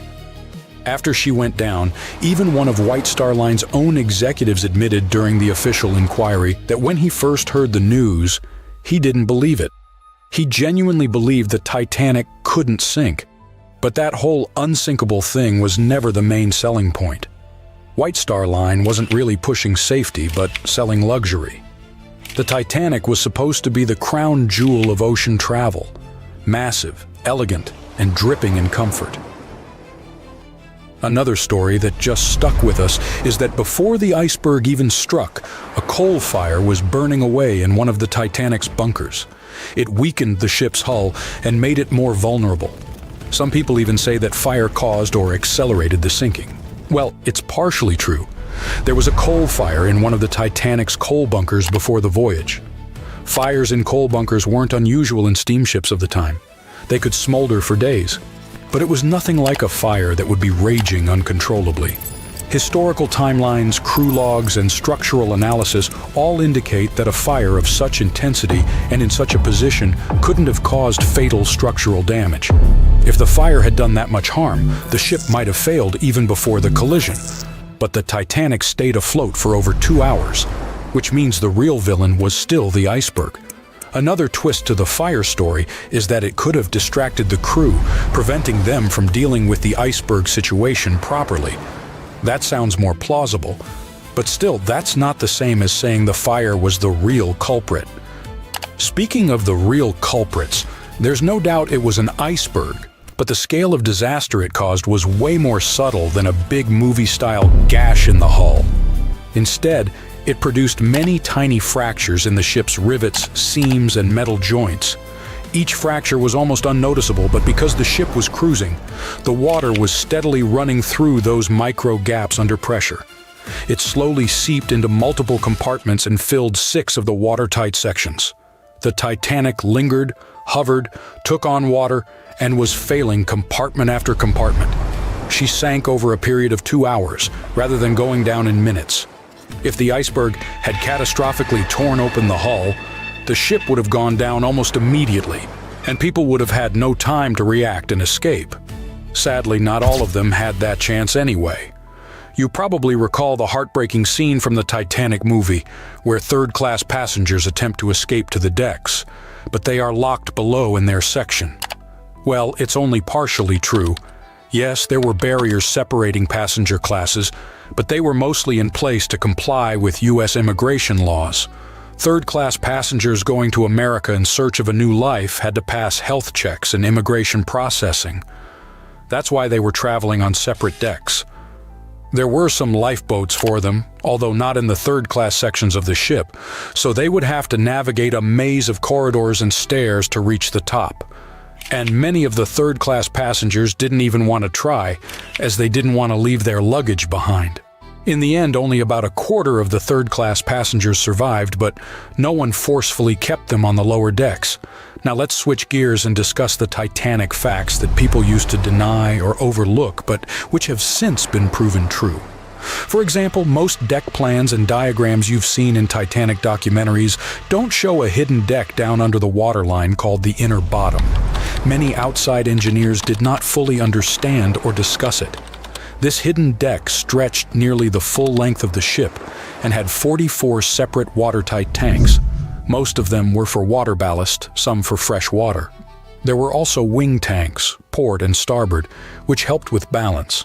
The inner bottom was like the ship's built-in organizer. It divided the Titanic into separate sections, allowing different parts to remain balanced and easier to control.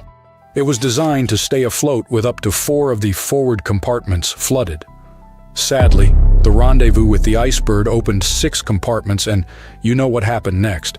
And finally, my personal favorite Titanic myth is that the ship split cleanly in half, like some Hollywood action scene.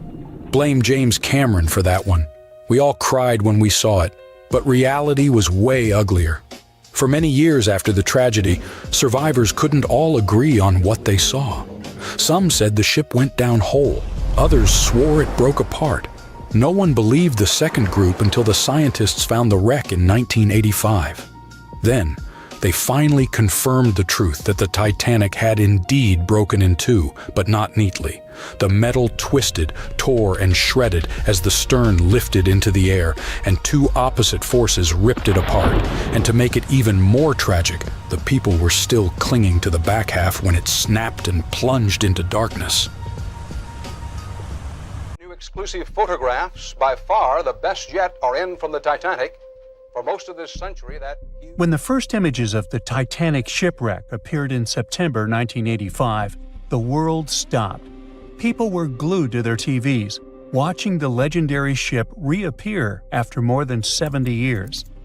Where did the Titanic sink, you ask? It's located about 400 miles off the coast of Newfoundland, Canada. This so-called unsinkable ship rests in complete darkness, about 12,600 feet below the surface. Yep, that's how deep the Titanic is. But even after such a long fall down to the ocean floor, the front part, known as the bow, still looks surprisingly intact.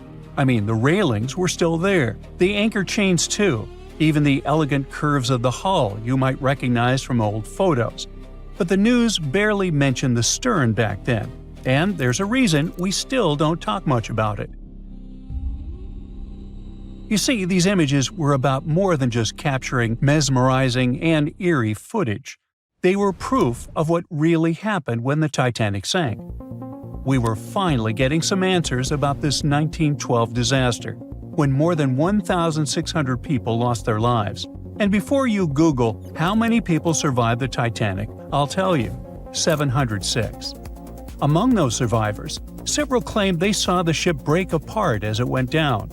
Others insisted it sank in one piece, and in the end, investigators agreed with them.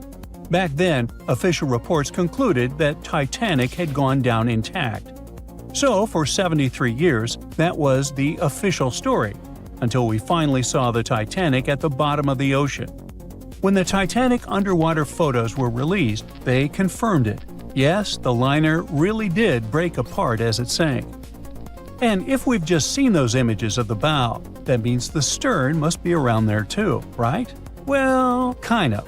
I mean, we did find it. It's located about 2,000 feet away from the bow, lying on the ocean floor. So yes, it exists. But why doesn't anyone ever talk about what happened to the stern of the Titanic? Well, there's a big reason for that. See, the bow, even after all the damage from hitting the seafloor, still looks recognizable. Many of its interiors are surprisingly well preserved, and it's lying as if the ship was continuing its voyage. but the stern is destroyed. Today it's more like a twisted tangle of steel that barely looks like a ship at all. Only the parts that are more resilient, like the propellers, reciprocating engines, and rudder, have managed to hold their shape, but the rest of the stern section is melting into the seafloor. Yet, to understand why it's in such a terrible state, we need to go back to that freezing night of April 15, 1912, the night of the Titanic wreck. Just hours before the tragedy, Titanic was still sailing smoothly across the cold North Atlantic. The stern was alive with people, families talking, music playing, life going on as usual. This is where the room for passengers with the cheapest tickets were located. That's why third-class travelers were also known as steerage passengers. But the stern wasn't only for passengers. It also contained many of the ship's storage areas, including cargo holds, baggage rooms, kitchens, crew quarters, and even the engineering spaces. And hold on to that info, it's going to be important in a second. So let's jump straight to when the liner struck the iceberg. As the bow began to sink, the stern slowly lifted out of the water, putting enormous strain on the middle of the ship. By around 2 in the morning, the lights on Titanic flickered and then went out. Moments later, the ship broke in two, and the bow disappeared beneath the waves. The stern briefly settled back on the water before rising again, this time almost vertical. It stayed upright for a few seconds and then began its final plunge. At about 2:20 in the morning, the stern vanished beneath the Atlantic. Titanic was gone. What was happening beneath the water were two completely different scenarios. First, the bow slowly filled with water and began to drift downward, almost sailing gently like a submarine. Because of that, it managed to keep its shape and stayed mostly intact. But Titanic's stern collapse was a whole different story. The stern was ripped wide open where the ship had split apart. Water rushed in through that open end at incredible speed. This sudden flooding made the stern plunge downward much faster than the bow. The rush of water created so much turbulence that pieces were ripped off and scattered all around the ocean floor. Now, remember what I said earlier about the spaces inside the stern? Those huge storage areas were wide open, and many of them contained air pockets. So when the stern section broke away, it still had compartments filled with trapped air. As it spun down into the depths, this increasing water pressure crushed those pockets one by one. The surrounding structure began to implode, scattering pieces of metal, furniture, statues, and passengers' belongings across the ocean floor. So many experts believe the immense water pressure made that section collapse as it sank, and that's why we can't see much of it today. And now you know the answer to the Titanic back section mystery. We don't talk about it much, simply because there's not much left to see. It's like the part of the Titanic story that's too broken or too painful to talk about openly. The side of the ship that truly feels lost. And sorry to say this, but that's the future of the bow, too. I mean, it won't be there forever. The iconic shape of the wreck is changing year after year, and not in a good way. The front part of the Titanic is deteriorating, and one day, it'll be entirely gone. Down on the seabed, the Titanic faces enormous pressure, nearly 390 times greater than at the surface. The good news is, there aren't any air pockets left inside the ship, so big implosions won't happen again. But the bad news is that the ship's own weight is now helping to tear it apart. As those 52,000 tons of steel slowly settle into the ocean floor, they twist and pull on the hull. Submersible missions have already spotted large cracks running through the steel plates, and even the decks themselves are starting to cave in. And there's something else. The wreck might look cool and spooky today, but that actually comes from a thick layer of bacteria and microbes covering it. The problem is, they're slowly eating the Titanic. Yep, most of the corrosion happening down there is caused by bacteria, and this is gradually weakening the entire structure. Steel plates, beams, and supports are getting thinner every year. Scientists estimate that the ship is losing between 0.13 and 0.2 tons of iron every single day. Still, even at that rate, The wreck won't vanish overnight. Experts believe it could take up to 420 years for the liner to disappear completely. Until then, we'll keep watching this sad but natural process unfold. Parts of the ship have been falling apart little by little since the night when Titanic sank, and a lot has already changed since we started taking underwater photos, like the railing sections that have dropped and the ceiling in the captain's bathroom that's collapsed. That's why so many expeditions are now focused on capturing footage and detailed scans of the Titanic shipwreck to preserve its memory before the ocean takes it all. It's our way of keeping the story alive, even as time and nature continue their quiet work. Maybe those hungry bacteria can take a break from their buffet, so that Titanic can rest in peace with many more years to come.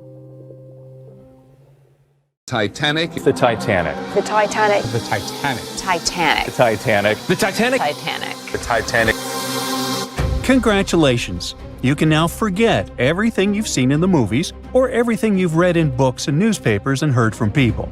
Now we have the most detailed and reliable study of the famous sunken ship. A large-scale Titanic 3D scan allows us to see in fine detail everything that happened during the disaster. And rest assured, there was a lot going on there that you've never heard of. Are you ready for Titanic new discoveries? Let's go! There's a fat chance, or a thin chance, take your pick, that there are no people here who haven't heard of what happened. But just in case, here's the quick backstory. On April 10, 1912, the giant cruise ship Titanic sailed from Southampton, England to New York City. 4 days later, the ship collided with an iceberg and sank in the freezing waters of the North Atlantic.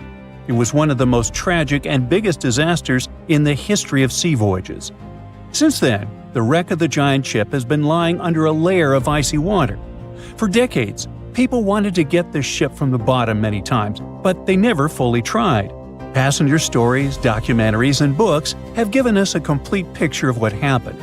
But the only witness that can tell us about those tragic events is the ship itself.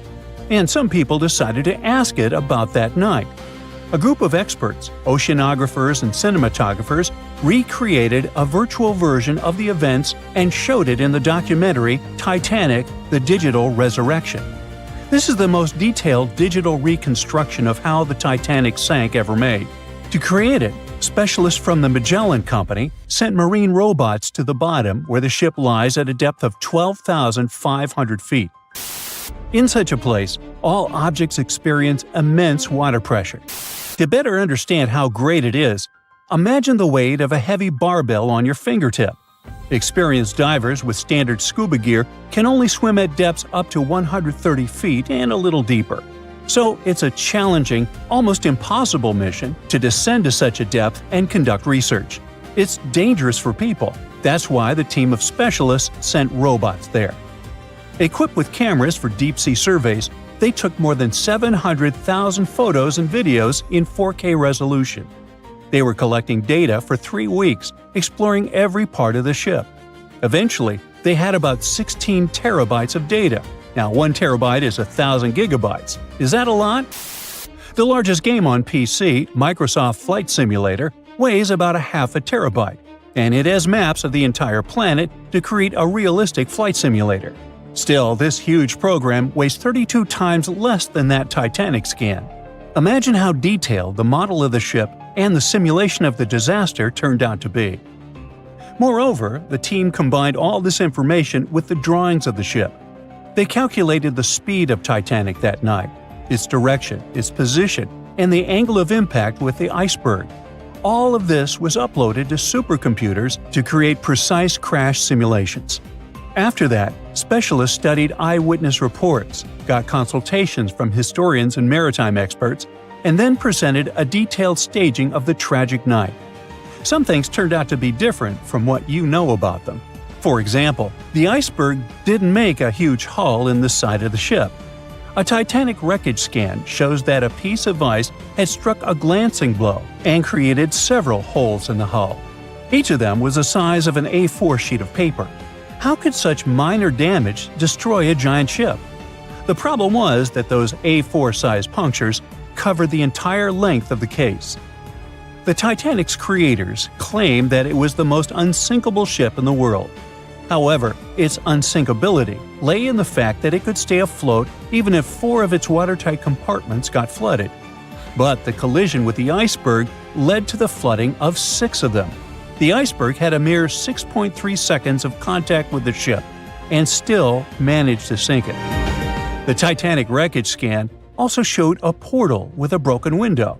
The iceberg probably crashed in there. This finding confirms the words of eyewitnesses that pieces of ice got into the cabins. Just imagine how frightening that was. You're sleeping peacefully in your bed, then you hear a loud crash, and a piece of iceberg falls into your cabin. And after that, absolute chaos begins. The researchers found out exactly how the ship had split in half. In the famous movie, we all saw how the back of the ship had risen above the water and then broken off. The ship indeed broke, but not as gently as we saw on the screen. Yeah, the scale of the disaster was terrible, but the reality was even worse. The ship wasn't just broken, it was torn in two. Wooden and metal parts of the ship, pipes, chunks of the hull, walls, everything was torn and bent. The first-class cabins were torn in two. Imagine the screeching of metal that sounded on that cold night. Researchers compared other Titanic facts versus the movie. One of them was a story about First Officer William Murdoch. In the movie, his character attacked passengers who were trying to board the boat. But in reality, everything happened differently. Titanic survivor Charles Lightoller said William Murdoch had drowned when he was trying to lower a lifeboat into the water. He didn't attack anybody, but still faced a tragic fate. There are no exact details, but high-resolution scans have confirmed this version. But one of the most impressive and heroic tales that happened on the Titanic occurred in the boiler room. With the help of robots, experts discovered that one of the boat's steam valves had been left open. This finding only confirms eyewitness stories that the engineers stayed in the boiler room for more than 2 hours after the collision with the icebergs. This group of brave people maintained a power supply until the very end. Why did they do it? Proper lighting on the Titanic helped people safely lower the boats onto the water. Electric power also made the Titanic visible to distant ships. Moreover, passengers reported that the Titanic's lights were on even when it was submerged underwater. The brave feat of the engineers helped save hundreds of passengers' lives. Who knows, perhaps further research of the ship will tell us more about other heroic actions of the passengers and crew members, actions that will be worth making a movie about. In addition to studying the ship, the researchers also scanned the seabed around the wreckage, where not only parts of the Titanic but also personal belongings of passengers, including gold coins, pocket watches, combs, shoes, and so on, were scattered. By the way, many of those items have been raised from the bottom and sold at various auctions. You can also see some artifacts from the ship in specialized museums. One of those is called Titanic Belfast and is located in Northern Ireland. It is open to the public. A digital replica of the ship not only shows us how the Titanic sank, but also literally saves the ship. The condition of the wreckage is getting worse every day. Gigantic pressure, cold temperature, water, and marine life, all of this is slowly destroying the vessel.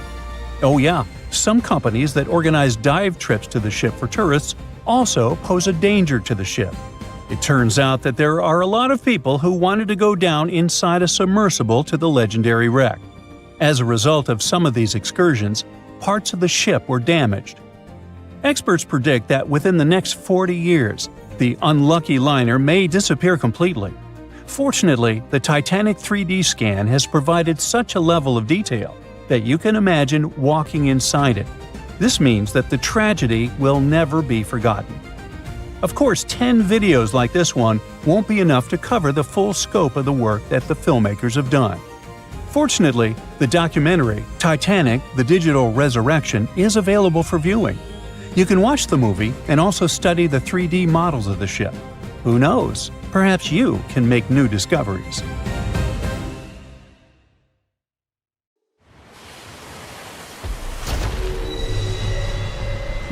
Over 1,500 people lost their lives in this part of the ocean, so maybe it's a prudent idea to stay away from it. The spot where RMS Titanic sank remains dangerous.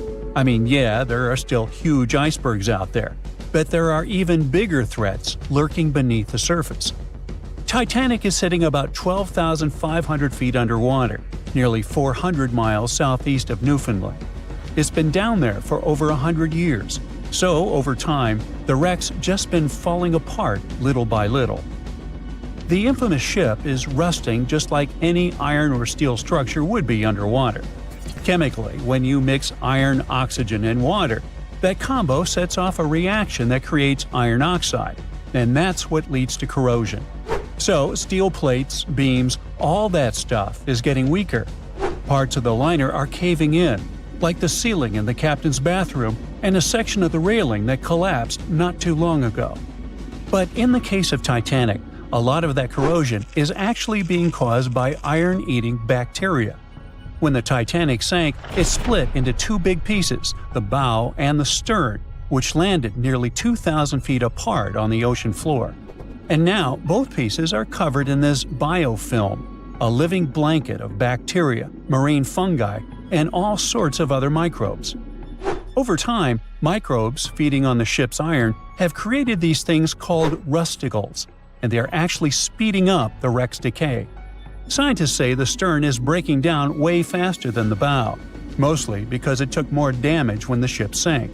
And now, thanks to all that bacterial activity, the stern could be deteriorating as much as 40 years ahead of the bow. So yeah, microbes have been thriving and flourishing down there. If you are a germaphobe, that probably sounds like a total nightmare. But honestly, it's not that bad. For one, they don't even look gross. These rusticles actually look kind of cool, like ice crystals or tiny diamonds clinging to the wreck.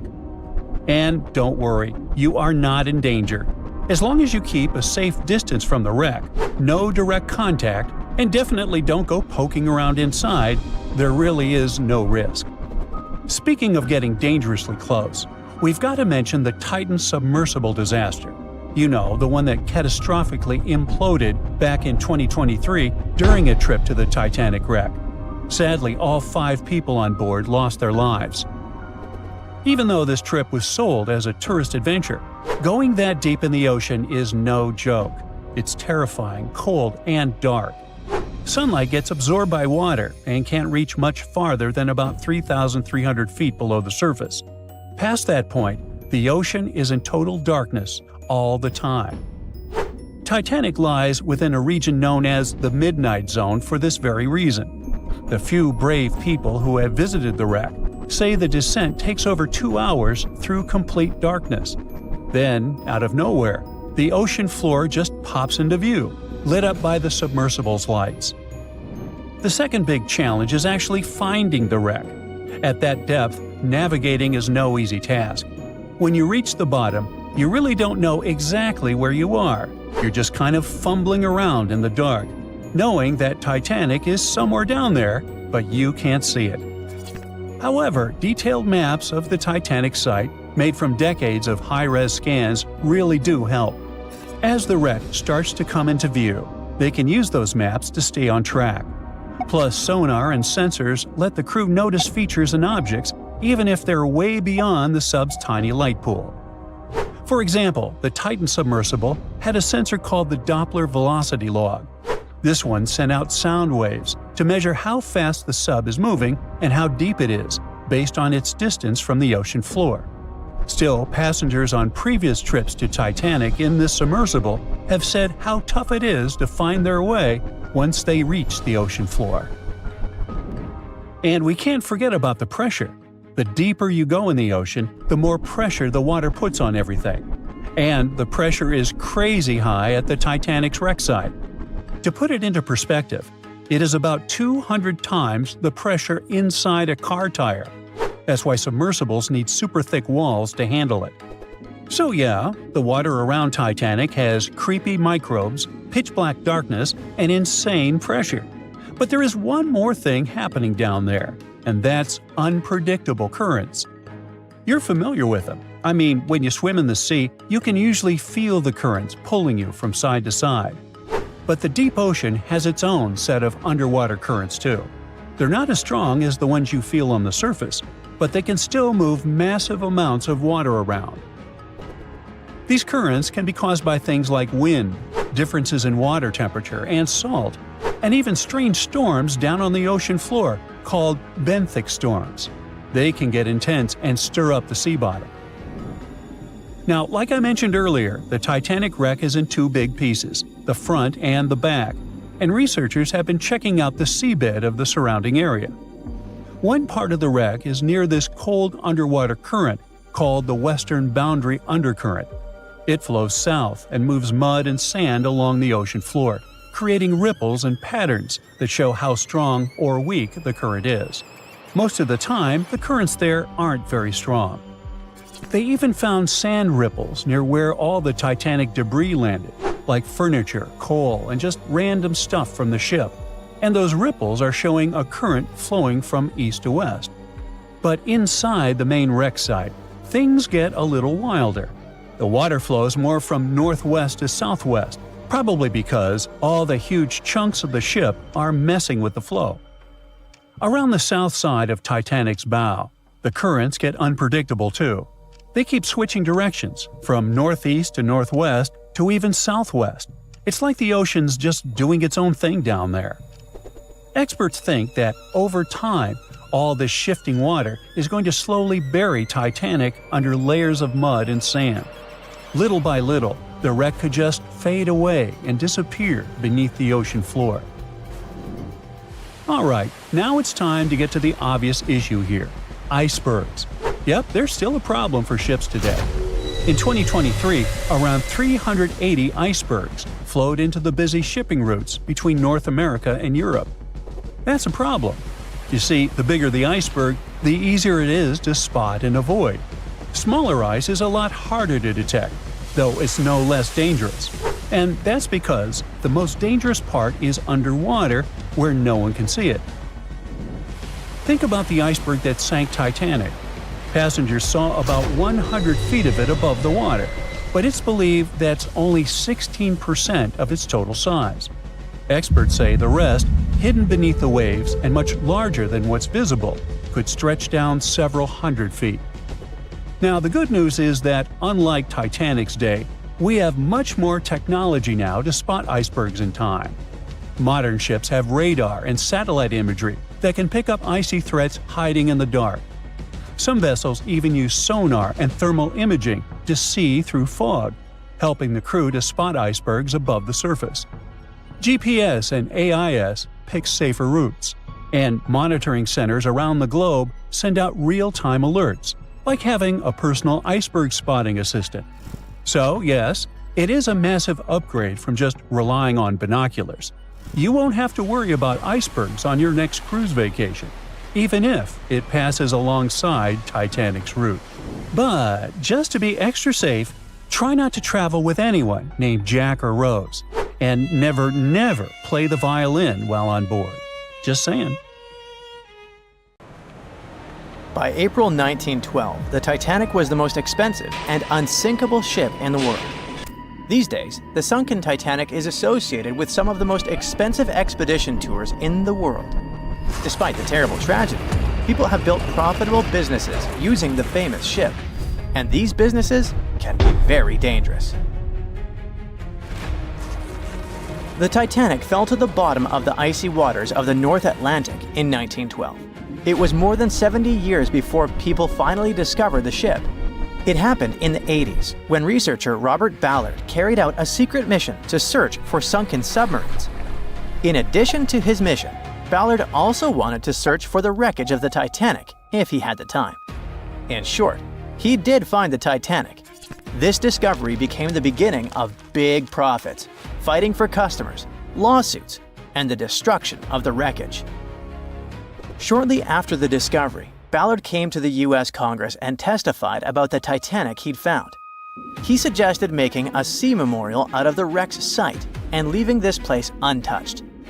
In 1986, Ballard installed a plaque on the Titanic, and the story ended there. But not for long. The Titanic tragedy was a popular theme, so many companies realized they could make a lot of money out of it. In 1987, an American company, Titanic Ventures, descended to the wreckage together with the French National Institute of Oceanography and got about 1,800 artifacts from there. Then the company received the rights from the US government to rescue the Titanic by parts. Over the course of several years, they made several other expeditions and took more than 2,000 artifacts. The company created a museum where it exhibited the found jewelry, interior elements, personal belongings of passengers, and a lot more. Some artifacts were put up for auction. The company made good profits and inspired many others to do the same. For example, let's take a look at this pocket watch. It belonged to a guy named Edmund Stone, who was a first-class steward. The watch stopped at 2:15 a.m. when it fell into the icy ocean water. After almost 100 years, it was sold for 130,000 euros, which is about $135,000, and is far from the highest price. Another item is the Titanic's ship plan. This is one of the most authentic artifacts from the ship, and it had a practical use. Experts used this blueprint to investigate the wreckage. It helped them understand where the iceberg had struck the Titanic.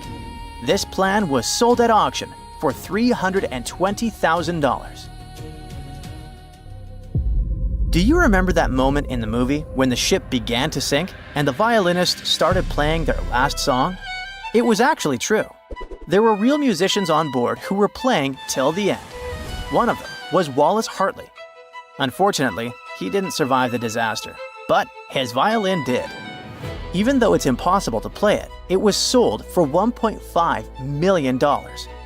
In general, as you understand, the hunt for the Titanic's artifacts turned out to be quite profitable. Then, director James Cameron came down to the Titanic. In 1997, he released his famous movie with the same name, and the popularity of the Titanic soared. Collecting the artifacts was no longer so interesting. People wanted to go down to the famous ship on their own. The high demand provided a good supply. In 1998, British company Deep Ocean Expeditions organized tours to the Titanic for only $32,500. From that time until 2012, the company conducted 197 dives to the wreckage of the ship, and during this time, the ticket price doubled.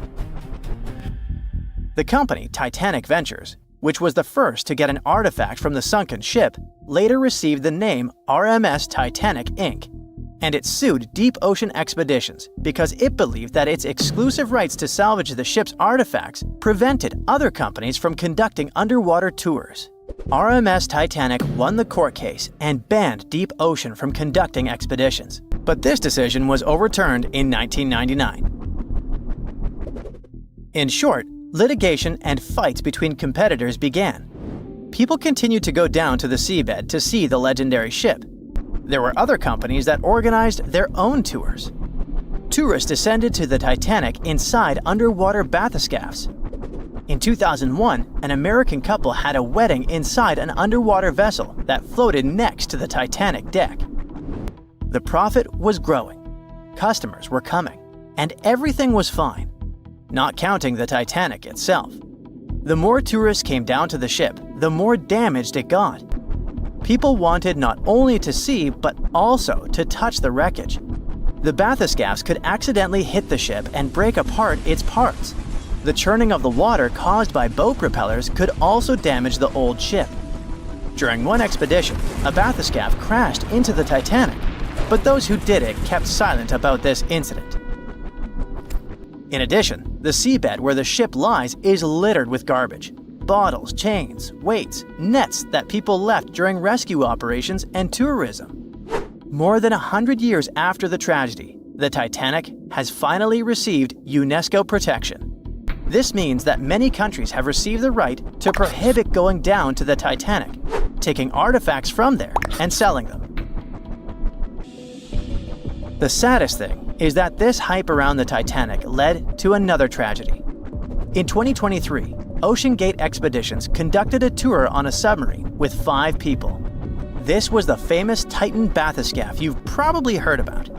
So, the Titan began its dive to the Titanic. and after 1 hour and 45 minutes, communication with the bathyscaphe was lost. Something broke in the boat, depressurization started, and in a split second, the huge water pressure crushed the Titan. Despite the danger of such a dive, there are many people who want to go on an expedition to the Titanic to see the ship with their own eyes. They're not even deterred by the price of such a tour, which has increased by several times. But for those who don't have several $100,000, oceanographers and divers have created a digital copy of the sunken Titanic. Using a computer, you can visit the ship, walk through its halls, cabins, and deck. The copy has preserved some parts of the ship which don't exist anymore.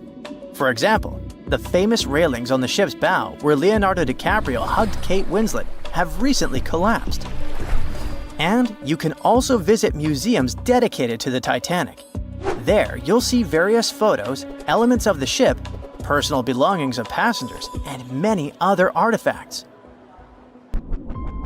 Anyway, if you have a lot of money and you still want to go down to the Titanic, think twice. And in general, ordinary scuba diving is a rather dangerous thing. These are the problems it can cause. When you dive underwater without preparation and come up too fast, you're likely to encounter decompression sickness, which is also called the bends. Due to the rapid decrease in the pressure that surrounds you, nitrogen bubbles move through the body and might cause paralysis, severe discomfort, spinal cord damage, and many other troubles. Wait a minute. What are nitrogen bubbles doing in your body anyway? Your cylinders contain compressed gas that consists of nitrogen and oxygen. And when you inhale this substance and the pressure around you sharply decreases, nitrogen accumulates in bubbles. According to Henry's law, the solubility of gases in a liquid is directly proportional to the external pressure. The liquid is flowing in your veins and arteries, and the external pressure is tons of seawater around you. Any change in your body pressure can also cause loss of consciousness, and underwater depths are not the best place to faint. Check out on YouTube what happens to people who don't adhere to safety regulations and experience the bends. You'll see that this is a rather unpleasant feeling. What if you get a bad instructor, or you panic and start rising too fast? Or the depth might turn out greater than you expected. Of course, when you're inside a bathyscaphe, looking at the Titanic through the window, you feel much more comfortable. But if you're going to scuba dive to big depths, good preparation is vital for you.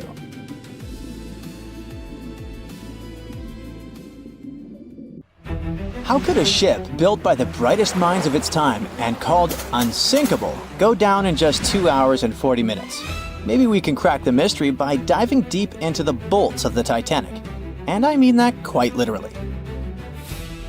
It all started with a fancy dinner in London back in 1907. Lord William James Parry had a big idea and needed the right people on board. He invited the director of the British shipping company, White Star Line, over to chat. White Star was already riding the waves of success with transatlantic travel, making a fortune taking emigrants to America. But the competition was fierce. Cunard, one of their biggest rivals, had just launched 2 sleek, fast ships, the Lusitania and the Mauretania. These ships were the latest and greatest in both speed and luxury. Parry wasn't about to let that slide. As chairman of an Irish shipbuilding company, he figured if he teamed up with White Star, they could dominate the scene. That same night, over dinner, they started dreaming up an entire fleet of ocean liners. The Olympic, Titanic, and a third ship that eventually became the Britannic. Soon those ideas were being turned into reality. The construction of the Titanic and its twin, the Olympic, kicked off. It was such an impressive affair that they had to build 2 new shipyards on Queen's Island, known as Titanic Quarter, in Belfast Harbour. But building something that massive? Way easier said than done. Harland and Wolff, the British company behind the construction, had their hands full. This was the biggest ship anyone had ever tried to build, and it took 15,000 men working round the clock to make the dream happen. The Titanic and its twin were planned to be 882 feet long. It was just enough to stretch another 120 feet longer than the new Cunard liners. By the time it was finished, the Titanic stretched as long as 4 city blocks and high as a 9-story building. Aside from being the largest ship of the time, it also got another nickname. When Shipbuilder magazine went to examine it, they came up with the adjective unsinkable. But something went way too wrong along the way. If we made a quick X-ray of the Titanic, this is what we would find. 2,000 steel plates, each up to 30 feet long and weighing around 3 tons. To put it all together, they built it like a giant metal skeleton, with the keel acting as the backbone and the hull plates forming the outer shell. To beat the competition, the Titanic had to be huge, but it also had to be fast. So to make that happen, they needed to innovate on the ship's propellers. It had 3 propellers, 2 outer ones with 3 blades and 1 central propeller with 4 blades. The outer propellers, which were massive at 23 feet in diameter, were powered by the ship's steam engines. These engines were like the muscle of the ship, converting steam into the power that spun the propellers. The central propeller was a bit smaller, 17 feet across, and it was powered by a low-pressure steam turbine. The combination of engines and turbine was pretty cutting edge at the time and helped the Titanic cruise at about 21 knots. That's roughly 24 miles per hour, which doesn't sound too fast, but for a ship this size, it was impressive. The propellers themselves were made from manganese bronze, a material chosen because it's strong and resists corrosion. Trust me, this is key when you're plowing through salty ocean water. This engine system could produce up to 46,000 horsepower, which would be the equivalent horsepower of 230 cars combined. To make the ship move, there were 2 large propellers on the sides connected to engines that worked like giant pumps, pushing the ship forward. Then, there was a 3rd propeller in the middle, which worked as a steam turbine, a fancy kind of engine, to give it extra push and use less fuel. This whole setup wasn't just about power, it was also about speed. Other ships had started using the steam turbine a few years earlier, but since the Titanic was bigger and heavier, its system had to be extra powerful to keep it fast, stable, and comfortable for everyone on board. So after 2 years of really hard work, the Titanic was ready for its first trial run. On May 31st, 1911, a crowd of 100,000 people stopped to watch the Titanic slide into the River Lagan. Lord Peary was joined by American millionaire J.P. Morgan, who had acquired financial control of the White Star Shipping Company. The Titanic floated for the first time, but it took another year to fit it out, which is basically shipbuilding speak for turning that giant steel skeleton into a luxurious floating palace. It had it all. A heated swimming pool, Turkish baths, palm trees in the cafes, a squash court, a first-class dining salon that could fit 554 people. According to some reports, the most luxurious suite aboard the Titanic was booked by an American named Charlotte Drake Cardezza. She paid $2,500 in 1912. Even in today's money, that's a pretty penny for a trip. But if we make a conversion, it's gonna be around $75,000 in the 2020s. All for a one-way ticket across the Atlantic. Workers rushed to finish painting and polishing the Titanic by March 31st, 1912. The 62-year-old White Star captain, Edward John Smith, went on board to oversee the final tests of the world's biggest ocean liner. The captain even said this would be his last Atlantic crossing. Once he got to America, he would retire. On April 10th, the ship was ready for its maiden voyage. It sailed to Southampton to take on coal and its first passengers.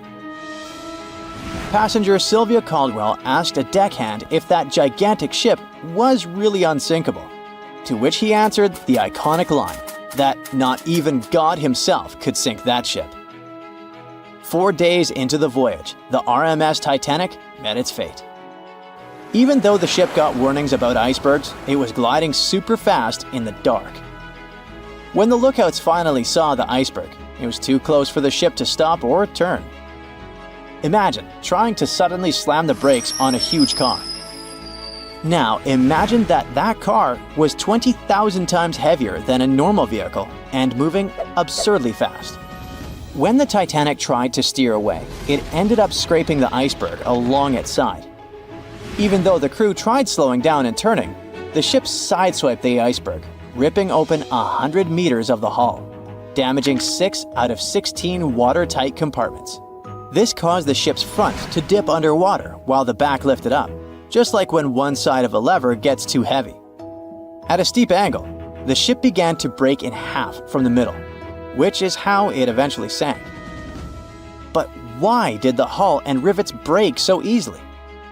A 1991 expedition discovered pieces of the Titanic's hull and found that the steel used was extremely brittle, especially in freezing temperatures like those on the night of the sinking. The steel didn't bend or give under pressure. It shattered like glass, making the impact much worse. Chemical testing also revealed that the steel had high levels of sulfur, which weakened it. This kind of brittle steel, combined with the high speed and freezing temperatures, was a recipe for disaster. Okay, there were material flaws, but the ship's design also had some serious issues. Those watertight compartments weren't fully sealed at the top. So as water flooded in, it spilled over from one compartment to another, speeding up the sinking process. If the ship had been built with better steel, a double hull, or improved watertight compartments, the disaster might have been avoided. Maybe even long enough for the RMS Carpathia to come and rescue everyone on board. The Titanic wasn't unsinkable, but for that time, it was a triumph of engineering and luxury. The thing is, even the best designs can't always beat nature.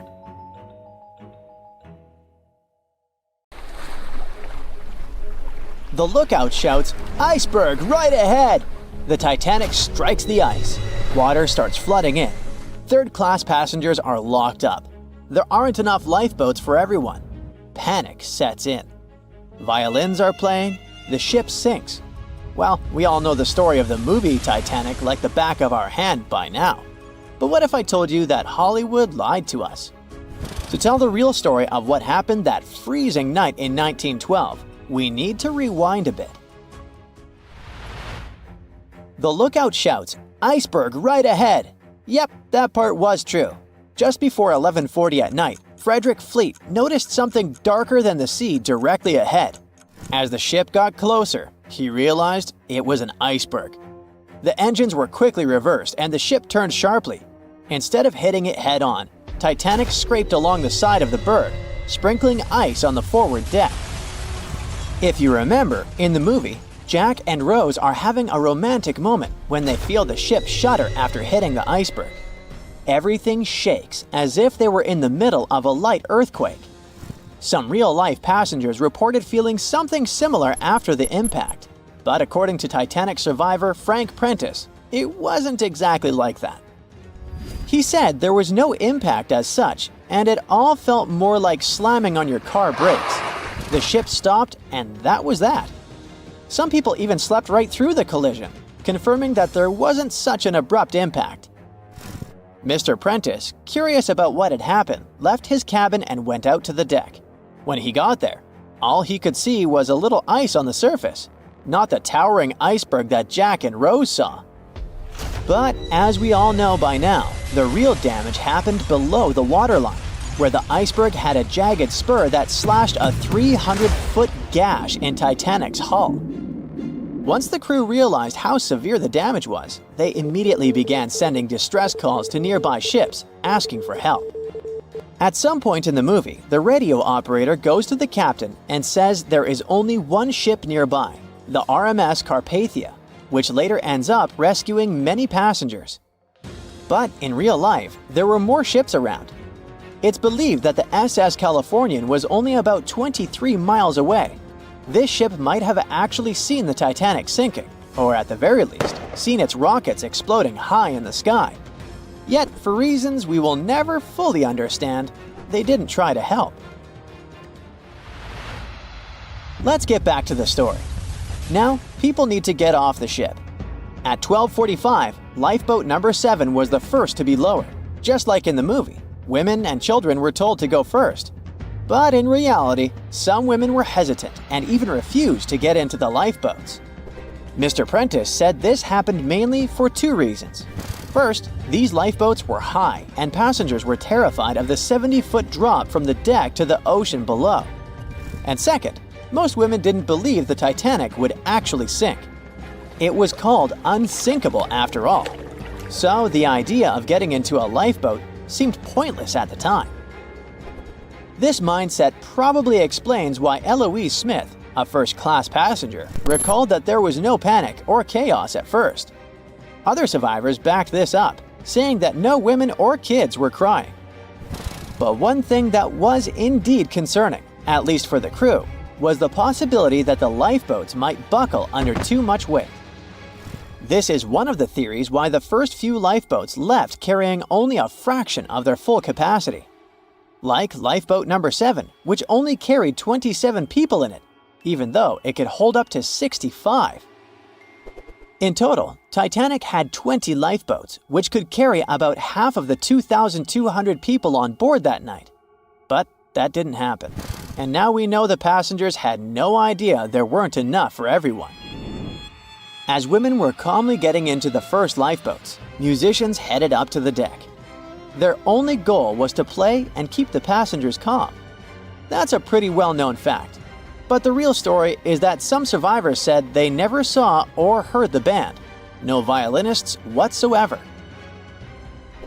It's not like Hollywood misled you though. The musicians did play for over 2 hours after the ship had hit the iceberg. So maybe these passengers were just too panicked to notice the songs, or the musicians started playing later than we think.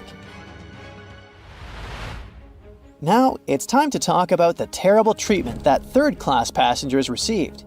The movie portrayed the crew as cruel, locking the less fortunate below deck like animals, giving them no chance to reach the lifeboats and save their lives. But the official inquiry into the disaster suggested that wasn't true. I mean, yes, fewer third-class passengers survived compared to those in first and second class, but there were other factors at play. Many third-class passengers were reluctant to leave the ship, clinging to their belongings, and had a harder time making their way up from the cabins, which were at extreme ends of the ship. Some survivors confirmed that they were not locked up. In fact, it was quite the opposite. Mrs. George Wabi, a Lebanese woman traveling in third class, said that when chaos had erupted, some brave crew members and well-dressed first-class passengers had actually helped her get up to the first-class deck and eventually onto a lifeboat. At first, the Titanic was sinking slowly, bit by bit. Passengers reported seeing the water rising and hearing pops and cracks. Then, there was a loud boom. Some said there had been just one explosion, while others described it as a series of smaller explosions, which they'd thought had been the bulkheads giving way. And there's also a group of people who said they had only heard a rumbling sound.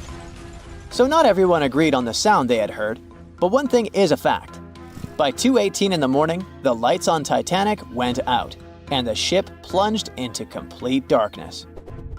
As the bow continued sinking, the stern rose out of the water, putting immense pressure on the middle of the ship. This caused the Titanic to break in two. In James Cameron's movie, this moment is pretty dramatic, with the ship sinking almost straight down into the water. But in reality, the break probably happened at a much lower angle, likely just below the waterline. Even so, it tilted enough that people couldn't stay on their feet and started sliding into the water. One interesting thing is that it wasn't until the wreckage was found in 1985 that it was finally confirmed the Titanic had broken apart. Up until then, survivors had given conflicting stories. At least 8 survivors claimed they had seen the ship split. Emily Ryerson, a first-class passenger, described it as if the Titanic had been sliced in half with a knife. But there was also a small number of witnesses that insisted Titanic had gone down intact. At the time, this theory was more accepted because most people still didn't believe that the supposedly indestructible ship could break in half. So why the conflicting reports? Okay, so what you don't see in the movies, for obvious reasons, is how incredibly dark it was when the tragedy happened. It was like being in a room with no light. where you can only make out shapes and shadows. That's what it was like on the lifeboats. This means passengers couldn't really see what was happening, and most of those who were close to the ship either lost their lives or were too focused on trying to survive to pay attention to the details of the wreck. Although James Cameron's film didn't fully capture how terrifyingly dark the disaster truly was, the 2012 TV series Titanic did a better job of showing the pitch-black horror of that night. Even then, the reality was much darker and more terrifying than either of these two productions could portray. It was the start of 1912. A giant chunk of ice broke off a glacier in southwest Greenland. The ice was made up of snow that had fallen thousands of years before the event, perhaps as far back as when mammoths still roamed the earth. The iceberg started its journey. It was a huge thing, more than 1,700 feet long and weighing over 75 million tons. It was also a very peaceful chunk of ice. It steered clear of ships and busy transport routes. And then, it somehow floated much further south than other bergs did. Our iceberg was lucky. Others melt long before they get to these low latitudes. Out of up to 30,000 icebergs that drift away from Greenland's glaciers, only 1% ever make it all the way to the Atlantic. Even after melting into the water for months, this massive block of ice was still almost twice as heavy as the Golden Gate Bridge. The iceberg's top part was towering 10 stories over the ocean surface. Several days before our iceberg made it to the Atlantic Ocean, a magnificent ship left port. It was a luxury liner carrying more than 3,000 passengers and crew members. At that time, it was the largest ship ever built. It was the Titanic. The collisions happened on April 14th, when the ship was in the North Atlantic, 370 miles away from Newfoundland. Unable to divert its course, the ship ruptured at least 5 of its hull compartments. They started to fill with water at an alarming speed. The Titanic's compartments weren't capped at the top. That's why the water spilled over and started to flood each succeeding one. The front of the ship began to sink, causing the back part to lift vertically into the air. And then, with a deafening roar, the liner broke in half. The rest is history. But what happened to the iceberg after that? On April 15th, the German ocean liner SS Prinz Adalbert was sailing through the North Atlantic. It was traveling a few miles away from the place where the Titanic had sunk several hours prior. The German ship's chief steward, who hadn't learned about the disaster yet, saw an iceberg. What drew his attention was a large streak of red paint going along the iceberg's base. Surprised, the man took a photo of his discovery. He thought the paint meant a ship had hit the iceberg within the past 12 hours. The next person who saw the iceberg and took another photo of it was the captain of a vessel laying deep-sea telecommunication cables. The ship was sent to help in the area where the Titanic had sunk. The captain later claimed the iceberg he'd seen had been the only one in that area, plus the red paint. It wasn't difficult to connect the dots. In 2015, one of these photos sold at auction for over $32,000. And still, experts are unsure whether the image really shows the infamous block of ice. It might be a simple iceberg that had been floating nearby at that time. The great unsinkable ship was gone, sunken to the bottom of the North Atlantic, where it remains to this day. But the iceberg continued on its way, perplexing a few witnesses and slowly melting into the surrounding water. It would vanish completely before the end of the year. At 11:40 p.m., the Titanic made contact with an iceberg in the North Atlantic Ocean. Many artifacts were found and restored, like parts of the ship, jewelry, and dining plates, to name a few. It took approximately 3 hours for the ship to be completely submerged in the remote icy water. The night was cold and very much alive. The orchestra was playing music as they enchanted the guests on board. Everyone was excited to arrive in America. It was still considered an amazing feat for a ship to cross the Atlantic back in 1912. But as the day went ahead, there was an atmosphere of impending doom for the captain and his crew. No one else felt it, though. It seemed to them Nothing could possibly go wrong, and this would just be another regular night. To them, the Titanic was unsinkable. The last thing on your mind when thinking about the Titanic is the mail crew. Yes, there were mailmen on board delivering mail to America. It may seem like a pretty mundane occupation, but there was a very tough test to pass in order to be accepted on board. And only a few top candidates would qualify, and those few would get shortlisted and accepted. John Starr March, an American, was one of these mailmen earning between $1,000 to $1,500 a year working on the Titanic. Back in 1912, this was considered to be a lot of money. They were not officially part of the ship's crew, since the mail crew was placed near the third-class quarters. But given their influence and resistance, they were eventually moved and given a private dining area. March got this job since he needed the money to support his family. He found a perfect way to earn some big bucks, working on a large ship traveling across the ocean. He was 51 at the time and came from New Jersey. Sadly, he was on board when the ship sank and didn't make it. But they recovered a pocket watch that gives us a little insight into what happened that fateful evening. It's a gold case engraved with filigree and had a caption saying it was made by the Elgin National Watch Company.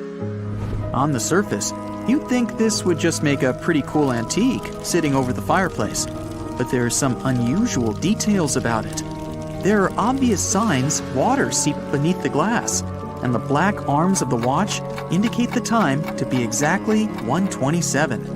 It leaves us wondering why the clock stopped at this precise hour. What was the owner doing? The mail clerks were operating a fully functioning and efficient mail sorting facility on board the Titanic. This wasn't something you'd come by often on a cruise ship, since typical ocean liners use closed mail bags to transport the mail from one port to another. But the mail sorting facility on the Titanic allowed passengers to send out postcards whenever the ship docked in transit zones in Ireland and France. According to reports, people started heading back to their rooms at around 11 p.m., but some of them were still hanging around and enjoying their night. The 5 mailmen were celebrating a colleague's birthday in their separate dining room. 5 minutes before impact, crew members spotted the iceberg and rang the bell 3 times as a warning that something was ahead of the ship. They gave orders for the Titanic to move left, or, as they say in the biz, hard a starboard, to make the engines reverse. It was not enough to avoid the great impact. At 11:40 p.m., the Titanic struck the iceberg, and disaster erupted on the inside. Not just water seeping in and ultimately sinking the ship, but panic and chaos among the passengers and crew members. Captain Smith reached the deck and was informed that the Titanic had hit an iceberg. And at the same time, the mailroom began filling with water. We know that the 880-foot ship was completely submerged at around 2:20 a.m., with 706 survivors. The time between the impact and the sinking was really eventful. At midnight, they started getting the lifeboats ready for the passengers to evacuate. Orders were given for women and children to board the safety boats with some crewmen to guide and operate them. The problem was that the 20 safety boats available could only host 1,178 people out of the total of more than 2,200 passengers on board. March and his colleagues began sorting out the mail. There was chaos in directing and ordering around. With each second passing, icy cold water was filling the ship. 15 minutes after midnight, Captain Smith ordered his crew members to send out a distress signal. Even though SOS was established earlier than the Titanic, many others used CQD. The CQ stands for General Call, and the D is Distress. The Frankfurt was too far away to help, even though it was one of the first to respond. Even the Titanic's sister ship, the Olympic, responded, but it also was too far away. At 12:20 a.m., the Carpathia received the urgent message and redirected from its original course to help them out, even though they were 58 nautical miles away. Although this was some relieving news, the water kept seeping in at an alarming rate. It wasn't easy to keep everyone calm, knowing that the ship could be underwater in a matter of hours. At this point, many passengers were already on board the safety boats, waiting to descend into the water. The musicians on board began playing music for the ones still waiting. At first, they were playing in the first-class lounge, and then they moved to the deck. There's a debate on how long they were playing for and what song it was. None of the musicians made it out. The 5 mailmen on board were also doing their duties while the ship was sinking. According to a ship officer, the mailroom was already covered in water above the ankles, and the mailmen were busy trying to save as much mail as they could. March was one of them. There were bags of mail floating around. They started with the registered mail. Witnesses of the Titanic sinking reported the mailmen were putting bags of mail on the deck to keep them from getting wet until help arrived. They also mentioned bags of mail were floating about in the freezing water. It wasn't until 12:45 a.m. when lifeboat number 7 on the left side of the ship was lowered onto the water. Even though it had room for roughly 65 people, only 27 people were inside. Many of the safety boats carried fewer passengers than their maximum capacity allowed. The crew were worried that the boats would capsize if so many people were on them. Some reports suggest that some people even refused to board the safety ships, sticking with the claim that the Titanic was unsinkable. At the same time, they fired up one of the 8 distress rockets in the air, but it didn't get them any help. At 12:55 a.m., the second and third safety boats were descended to the waters with 2 male passengers jumping on board. 5 minutes later, another safety boat was lowered with around 39 people. At this point, water entered the base of the grand staircase. In the next 20 minutes, more safety boats were lowered, most of them underloaded. Still no help. The Carpathia was still on the way. Panic was growing, and tensions were rising. There was a lot of anger for people being left behind. At around 1:30 a.m., things were getting out of control. The organized boarding of passengers to the safety boats stopped. March's watch stopped 3 minutes earlier, which could mean he was part of the scuffle between crew members and passengers. It took 3 hours for the Carpathia to arrive. March wasn't among the survivors. His watch proved to be one of the essential findings lost in the wreckage of the Titanic. It was eventually returned to March's 2 daughters, and now it's in one of the collections of the National Postal Museum. March was a man who did what he had to do in the worst circumstances. Time was a precious commodity for the people on board the ship, and this watch proved valuable to learn more about the tragic yet inspiring stories of the Titanic. On the night of April 14th to 15th, 1912, the most modern and unsinkable ship collided with an iceberg and sunk. And it was incredibly scary. Just imagine a huge cruise ship, several times the size of the Statue of Liberty, crashing into a massive chunk of ice and sinking. It's dark and cold. All you can hear is the rumbling and grinding of breaking metal and wood. All that surrounds you is the icy waters of the endless Atlantic Ocean. There's almost no connection with the outside world. There are no phones or internet. Nobody else on the whole planet knows that the ship is sinking. It's a real nightmare. But the most shocking thing is that the people who were on the Titanic that day didn't panic. They were calm, maybe a little worried, but there was no fear on their faces. To understand why they weren't afraid during one of the biggest disasters of the 20th century, you need to see what was going on through their eyes. So, you're a passenger on the infamous ocean liner. Your cabin is located on one of the top decks of the ship. You've just had a great time with your friends at dinner. Now musicians are playing a beautiful melody. Waiters are serving dessert. You go out onto the deck and enjoy the tranquility of the mighty ocean. At this moment, you feel an incredible sense of security and comfort. You're proud that you're one of the first people in the world to travel on the most high-tech ship on the planet. You go to bed in your cabin and wake up because a crew member gently knocks on your door and asks you to go to the deck. There's some kind of issue, but there's no reason to panic. No problem. You'll be happy to go out and take a look at the night sky. The moment when the ship collided with the iceberg felt like nothing more than a slight push, and some passengers didn't even hear it. They realized that something was wrong only when stewards knocked on their doors and asked them to go outside. You're on the deck. There are already a lot of people here. Everyone is more or less calm. Passengers are talking about what might have happened. Listening to the conversations around you, you figure out that the ship is supposedly sinking. The idea seems like nonsense to you, but even if it is true, all passengers will be evacuated in lifeboats anyway. At that time, people didn't know there were half as many rescue boats as needed. Passengers were sure that everyone would be saved. Evacuation begins. Women and children go first. No one panics or tries to get into a boat before it's their turn.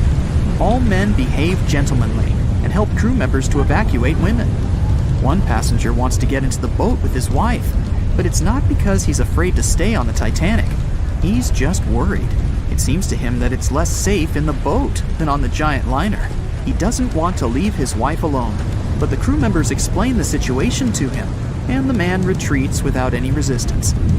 They begin to launch flares into the air. No one pays any attention to this. Everyone thinks this is a standard procedure for a ship breakdown. If there had been many experienced travelers on board, they would have understood the flares were fired because the ship was in distress. Perhaps then, people would have started panicking, but most of the passengers simply didn't notice it. The boats are lowered one by one. People are watching the evacuation, patiently waiting for their turn. There's no pushing or crowding. Nobody is screaming. The actions of the crew help the passengers to remain calm.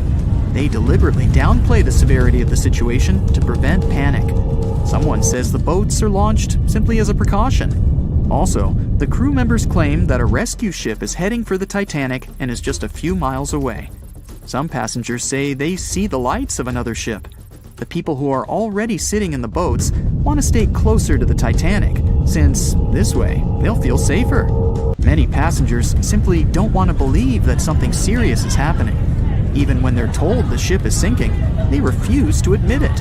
How is it possible that the unsinkable ship can sink? But this is how the human mind works. In extreme situations, it refuses to believe that something bad is going to happen now. You don't even want to think about it. One of the passengers says that it seems to her that the danger is exaggerated. She claims that all people will return to the Titanic at any moment. Some passengers are afraid, and still, they don't want to leave the ship. Warm cabins and the safest ship in the world are here. The alternative is the ice-cold ocean and small, unstable rescue boats. Someone refuses to leave the ship because they can't find their baggage. Some passengers carry all their belongings with them. They don't want to leave them on the sinking ship. There are many immigrants on board, and some of them don't even understand English.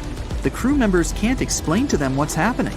These passengers misunderstand stewards' instructions during the evacuation. They can't figure out the inscriptions on the evacuation signs. Many passengers are sure there's been some kind of breakdown in the engine compartment. The problem will be solved soon, and the Titanic will continue its journey. People only start to realize that the ship is going down when it begins tilting forward, and its rear part starts rising above the water. That's when those around you start panicking. Some jump into the water, others climb into the lifeboats without waiting in line. But in general, there's no chaos and hysteria. And this is despite the fact that there are about 1,500 people on the ship. Scientists claim that some of them never even left their cabins. Those people refused to leave their stuff behind and didn't believe that something serious had happened.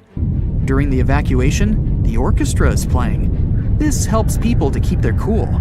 They hear music, and it seems to them that everything will be fine. The music keeps playing on the Titanic almost until the very end.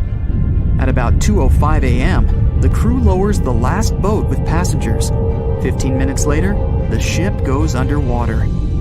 Even after the tragedy, the surviving passengers can't really understand what's happened to them. They remember boarding the boats and moving away from the huge vessel, and they won't forget seeing it go under the water. But even after a while, they still can't realize what a terrible catastrophe they've just experienced. Sometime later, people began to write books about those fateful events. They made documentaries and feature films. The news about the Titanic was in every newspaper. It spread all over the world. In any description of that day, the tragedy looks like a terrible disaster.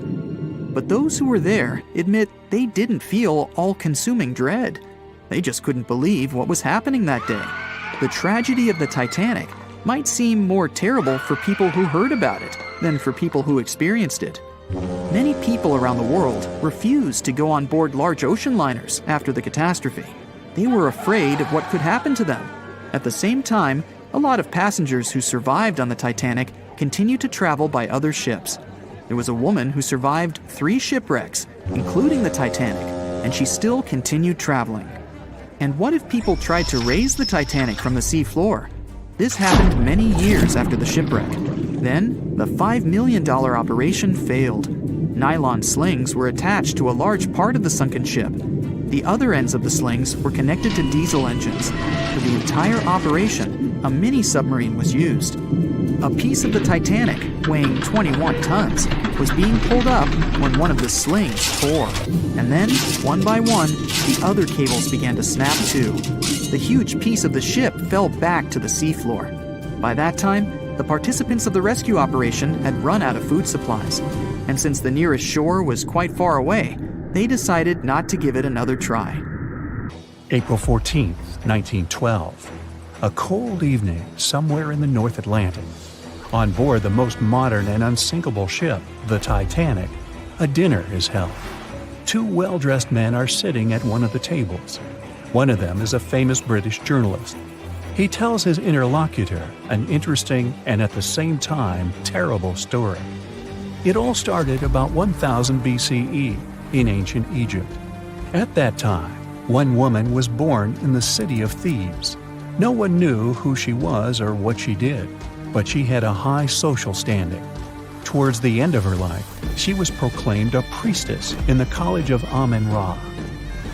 Her body was embalmed, placed in a wooden casket, and covered with a massive lid bearing the image of a woman and mysterious inscriptions. She was buried in Thebes along with other people of the upper class.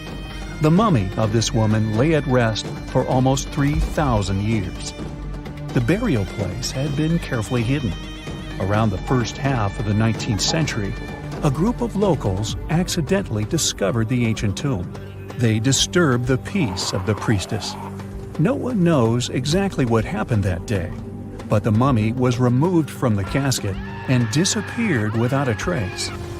A few decades later, a group of 4 wealthy friends from England came to Egypt for a trip across the upper part of the Nile. First, they went to visit the excavations of the Temple of Amen-Ra near the city of Luxor. There, they found the empty mummy case. It depicted the priestess with dark eyes looking into the void. There was something sinister in her gaze. They didn't know who the case belonged to, but they were so amazed by the beauty and energy of that find that they decided to buy it from the locals. The buyer disappeared the same night before the case was delivered to him at the hotel. Some said they'd seen the man leave the hotel and go towards the desert. No one knew why he did it. No one else saw him afterwards. Another man from the same group took the casket. During their return home, one of the friends was seriously injured.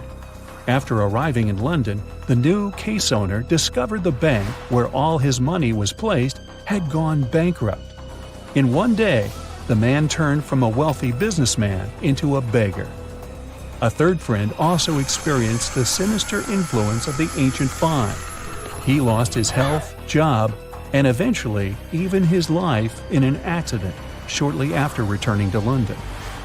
Before going bankrupt, the owner gave the ancient casket to his sister who lived in London. One of the friends of this woman came into the room, saw the Egyptian artifact, and immediately felt the dangerous energy emanating from it. Then the owner's sister gave the case to a famous photographer. He took some photos and was horrified.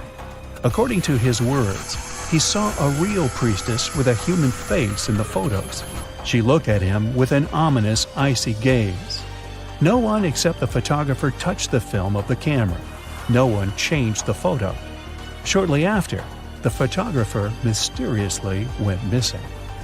From that point, the story becomes vague. According to one version, the owner's sister gave the artifact to the British Museum. The man who transported the case passed away soon after, and his assistant got into a terrible accident. Another version says that the item from the Egyptian tomb was bought by a rich businessman. After that, 3 members of his family also had an accident, and his house burned down. Convinced the mummy case was cursed, he gave it to the British Museum. The interlocutor listens to the story with such interest that he forgot about dinner, which has gone cold. "How did you know all this?" he asks. The journalist replies he has been studying everything related to the mummy and its owners for several months. He found evidence of all the accidents and put together the full picture. "So, what happened next?" the interlocutor asks. It seems the mummy case should find peace in the museum. The priestess was surrounded by other kings and queens from different times. However, there was no peace. Scientists and ancient languages experts tried to decipher the symbols on the case. They found out that most of the inscriptions meant curses and misfortunes addressed to those who'd dare to disturb the peace of the priestess. Every night, the guards and museum staff heard the knocking coming from the mummy case. The knocking was accompanied by crying and screaming. Also, someone scattered other exhibits all over the hall every night. Everyone soon came to believe that the priestess's spirit continued to use magic forces. Then, one private collector became interested in the case. He bought it from the museum, not for his collection, but to try to expel the spirit of the mummy from the artifact. It's not known in what ways he tried to do this, but he failed. Then, he managed to sell the mummy case to a rich American archaeologist. That guy decided to move the mummy to New York. And what? What happened next? The interlocutor asks with interest. That's it. End of story, the journalist answers. What do you mean? What happened to the mummy? Where is it now? The journalist looks at the interlocutor with some excitement. She's here. She's on the Titanic, he says. The interlocutor looks scared and confused. But the journalist confirms the sarcophagus is here. He doesn't doubt it because he saw it with his own eyes. After dinner, they go to their cabins. The journalist lies down but can't help thinking about the mummy. He tries to convince himself that everything he has found out about the priestess is a myth. There is no curse. The moment he finally falls asleep, he feels a slight push.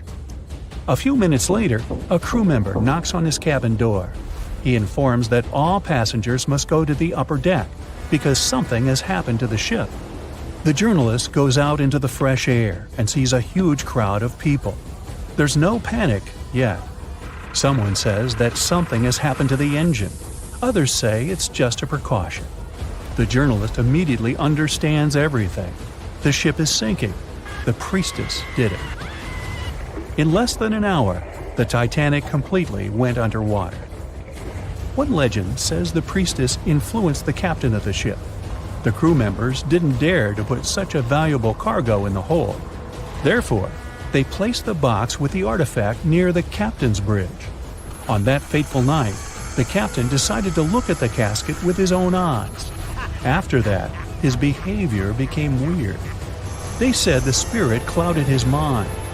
When the ship entered the territory filled with icebergs, he refused to slow down, despite the requests of the crew. The sarcophagus may still lie at the bottom of the Atlantic Ocean even now, with the priestess finally having found her peace. Okay, this story is nothing more than a legend.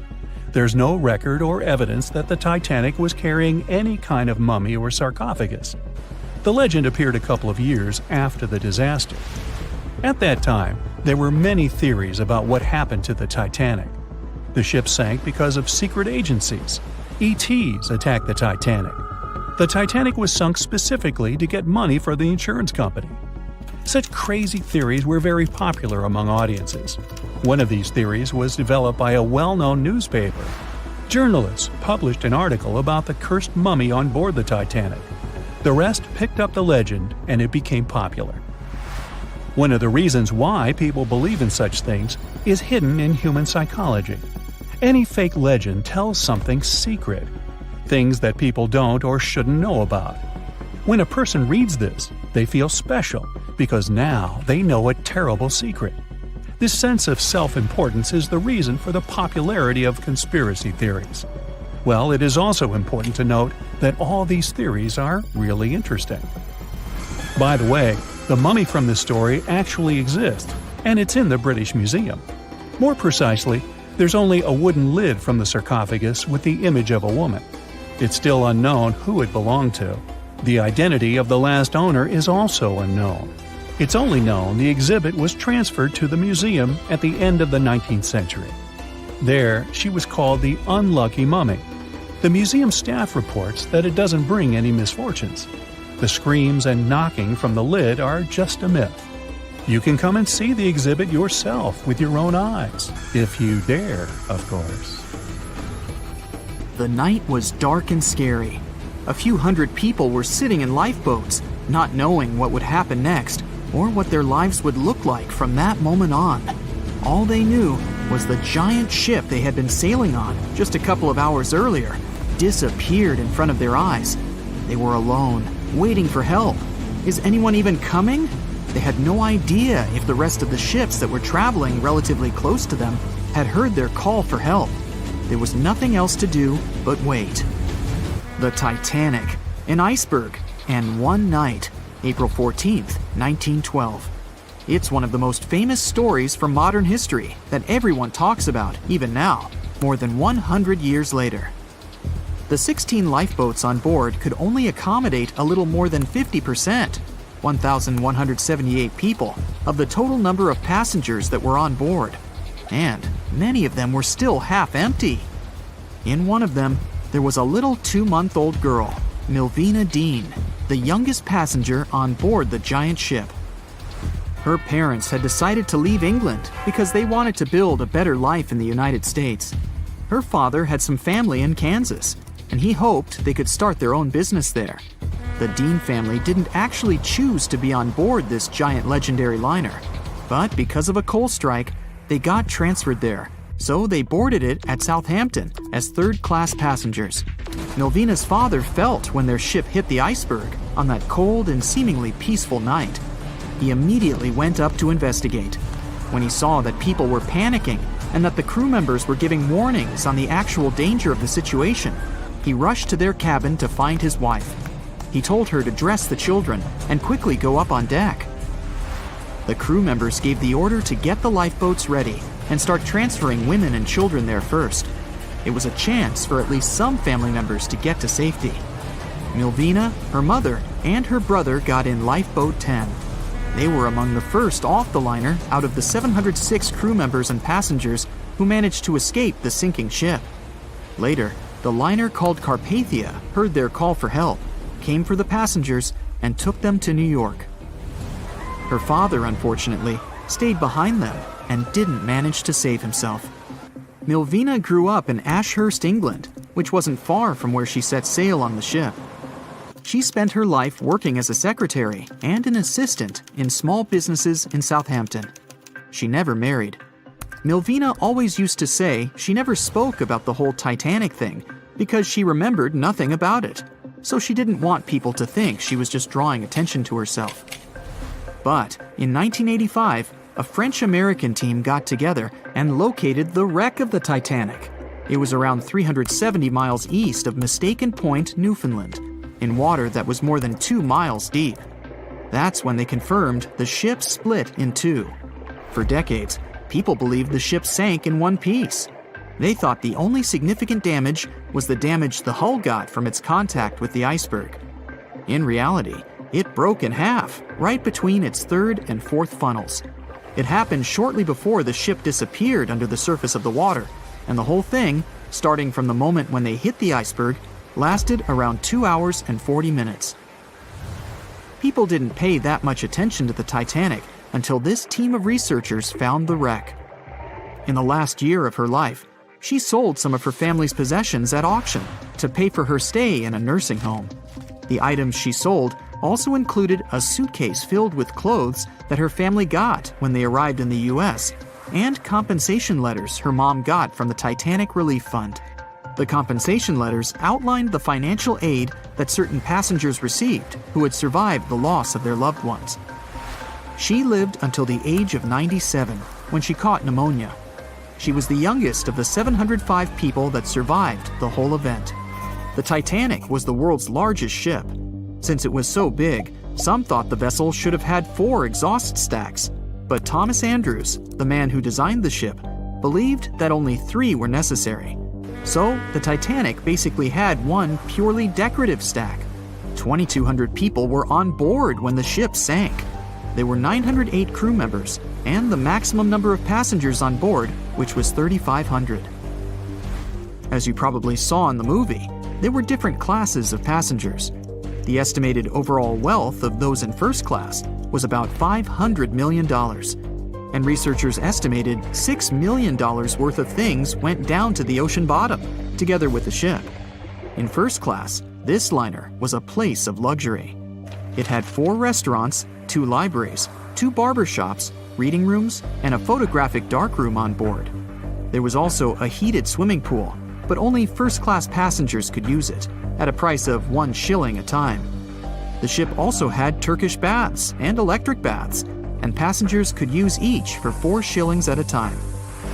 The cost to build this massive giant was $7.5 million, but that was back in 1912. Today, it would be about $200 million. First-class tickets cost $2,560 at the time, which is today's equivalent of $61,000. What would you get in these expensive cabins? A sitting room, 2 bedrooms, 2 wardrobe rooms, and a bathroom. Would you pay that much for those luxuries? Teams of researchers still haven't explored many areas on the Titanic. It's still very, very hard to access them with underwater vehicles. There was a lifeboat drill scheduled for the same day the Titanic sank, but it was called off for some reason. The crew had done just 1 lifeboat drill, and that was when the ship was still docked. But even if the crew members had been properly trained and each lifeboat had been filled, the capacity was still not enough to save each and every passenger. The Titanic was the biggest movable object in the world at that time. On May 31st, 1911, its immense hull made its way down the slipways and ended up in the River Lagan in Belfast. Over 100,000 people were there to see the launch, which took just a little more than a minute and went off without a hitch. The people who were in charge of the ship immediately towed the hull to a mammoth fitting-out dock. Thousands of workers spent most of the next year there working hard, building the decks and constructing all those luxury interiors that gave the Titanic its specific look. They were also installing the 29 giant boilers that would power the ship's 2 main steam engines. All that to get the title unsinkable. The ship had more than just one fatal flaw. You may have heard of one of its design flaws. The airtight bulkheads weren't completely sealed on top. This allowed water to flow from one compartment to another, which eventually sank the liner. And Titanic had more flaws. High sulfur content, cold temperatures, and high speeds largely affected the steel of the vessel's hull and the iron of its rivets. The steel here shattered, while the rivets popped out relatively easily. This was the reason the Titanic sunk 24 times faster than we'd expect. There are many theories about what really led to the sinking of such a giant. And one says a full moon from a couple of months before could be one of the reasons. It may have created very strong tides that sent a flotilla of icebergs southward. This was right in time for the Titanic's maiden voyage. Research says an optical illusion prevented the ship from getting help. One famous British historian, Tim Moulton, thought the atmosphere on the night of the sinking created specific conditions that made it very hard for the crew members to spot icebergs. They partially caused something called superrefraction. The extraordinary bending of light causes miraging, and several ships in the area recorded it.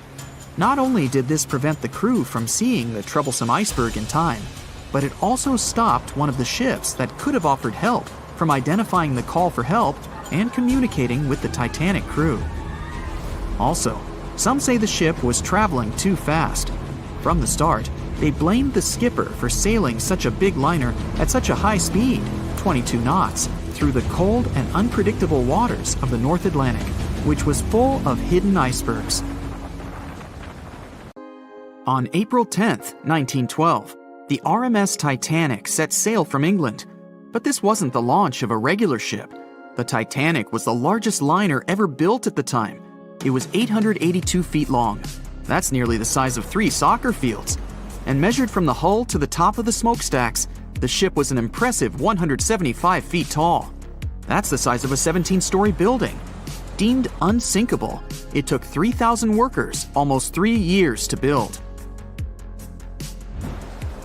But a mere 4 days into its very first voyage, at 11:40 p.m., the ship collided with an iceberg and was lost beneath the waves of the Atlantic Ocean.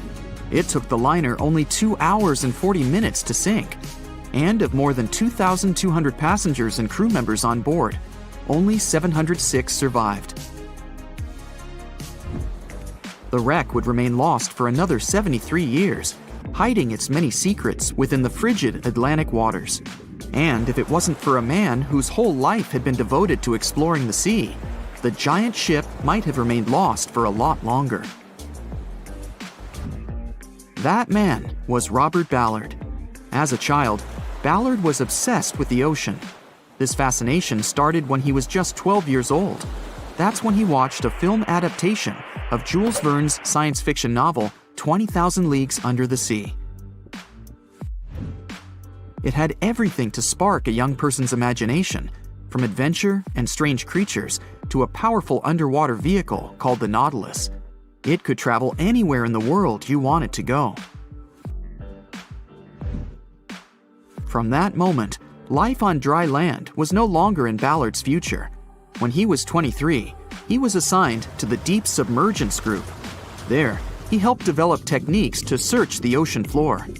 His biggest accomplishment was the creation of Alvin. It was a small, easy-to-maneuver submarine that could carry 3 people. It also featured an external mechanical arm designed to gather underwater samples while the crew remained safe and dry inside. Alvin the submarine quickly proved useful for a variety of tasks. For example, once it was used to track down an aircraft that had crashed into the sea. But the vessel experienced a series of setbacks. In one case, it was attacked by a swordfish, which caused the submarine to resurface quickly. The swordfish, still stuck in the outer skin of the submarine, became that night's dinner. And in October 1968, the submarine was being lowered into the water when the cables holding it snapped, sending it careening into the ocean, along with 3 crew members on board. And because the small vessel was still open, it immediately filled with water and quickly began to sink. Luckily, the crew managed to escape, but Alvin was gone. Bad weather hampered multiple attempts to recover the vessel. It wasn't until the following year that it was finally returned to the surface. In time, Alvin would be improved. Its hull would be strengthened by titanium, giving it a higher depth rating, thus making it even better suited for ocean exploration. The specialized submarine would come in handy in many of Ballard's 100-plus expeditions. The man was one of the first to explore an underwater mountain chain called the Mid-Atlantic Ridge in the Atlantic Ocean. And when he found thermal vents in the Galapagos Rift in the late 70s, he also helped discover and document the process of chemosynthesis. That's a complicated chemical synthesis of food energy by bacteria. But his biggest discovery was still to come. Ballard claimed he'd never been a Titanic fanatic, but he eventually became obsessed with finding the ship after watching other explorers try and fail. As he said, Titanic was clearly the big Mount Everest at the time. Many others had tried, many that I thought would have succeeded, or should have succeeded but didn't. Ballard began thinking about finding the ship as early as 1973, and 4 years later, he actually made an attempt. He used the deep-sea salvage vessel Sea Probe, which was a drill ship equipped with cameras and sonar. But he was forced to give up when the drilling pipe broke. It just wasn't his time.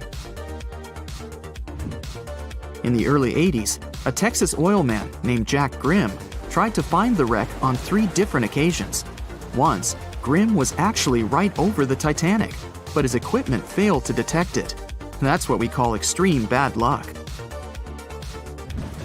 Ballard was just biding his time. He needed a plan and some help. The first issue was getting down to the bottom of the Atlantic. The furthest down he had ever traveled before was 20,000 feet, and this trip took him 3 hours, and that didn't include the way back up. Ballard knew he could use Alvin, already enhanced with a titanium hull to withstand the pressure of the ocean. But he also needed something that didn't require him to actually go down with it. An unpiloted remote-controlled submarine would be ideal. But first, he would have to create one. He reached out to the authorities, hoping they would provide funding for his project. And though officials had no interest in the Titanic, they were willing to help. But there was a catch. Ballard had to first focus on tracking down 2 submarines, the Thresher and the Scorpion, which had sunk to the bottom of the Atlantic Ocean in the 1960s. The authorities were hoping to study them to find out why they had sunk in the first place. They also wanted to know if they could be recovered or if it was safe to leave them on the ocean floor.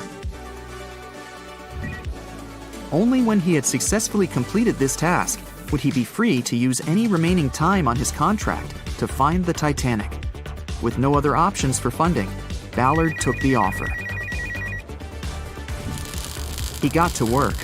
First, he created 2 new devices. Argo was an unpiloted deep-towed undersea video camera sled. It was designed to take photos and record videos from a series of cameras mounted on it. It could work at depths of up to 20,000 feet, and it could also explore nearly 98% of the ocean floor. Argo was supposed to be tethered to a boat. As the boat moved, Argo would be pulled behind, floating just above the ocean floor. The camera would then transmit images to the surface. The second device was a small robotic vehicle called Jason Jr.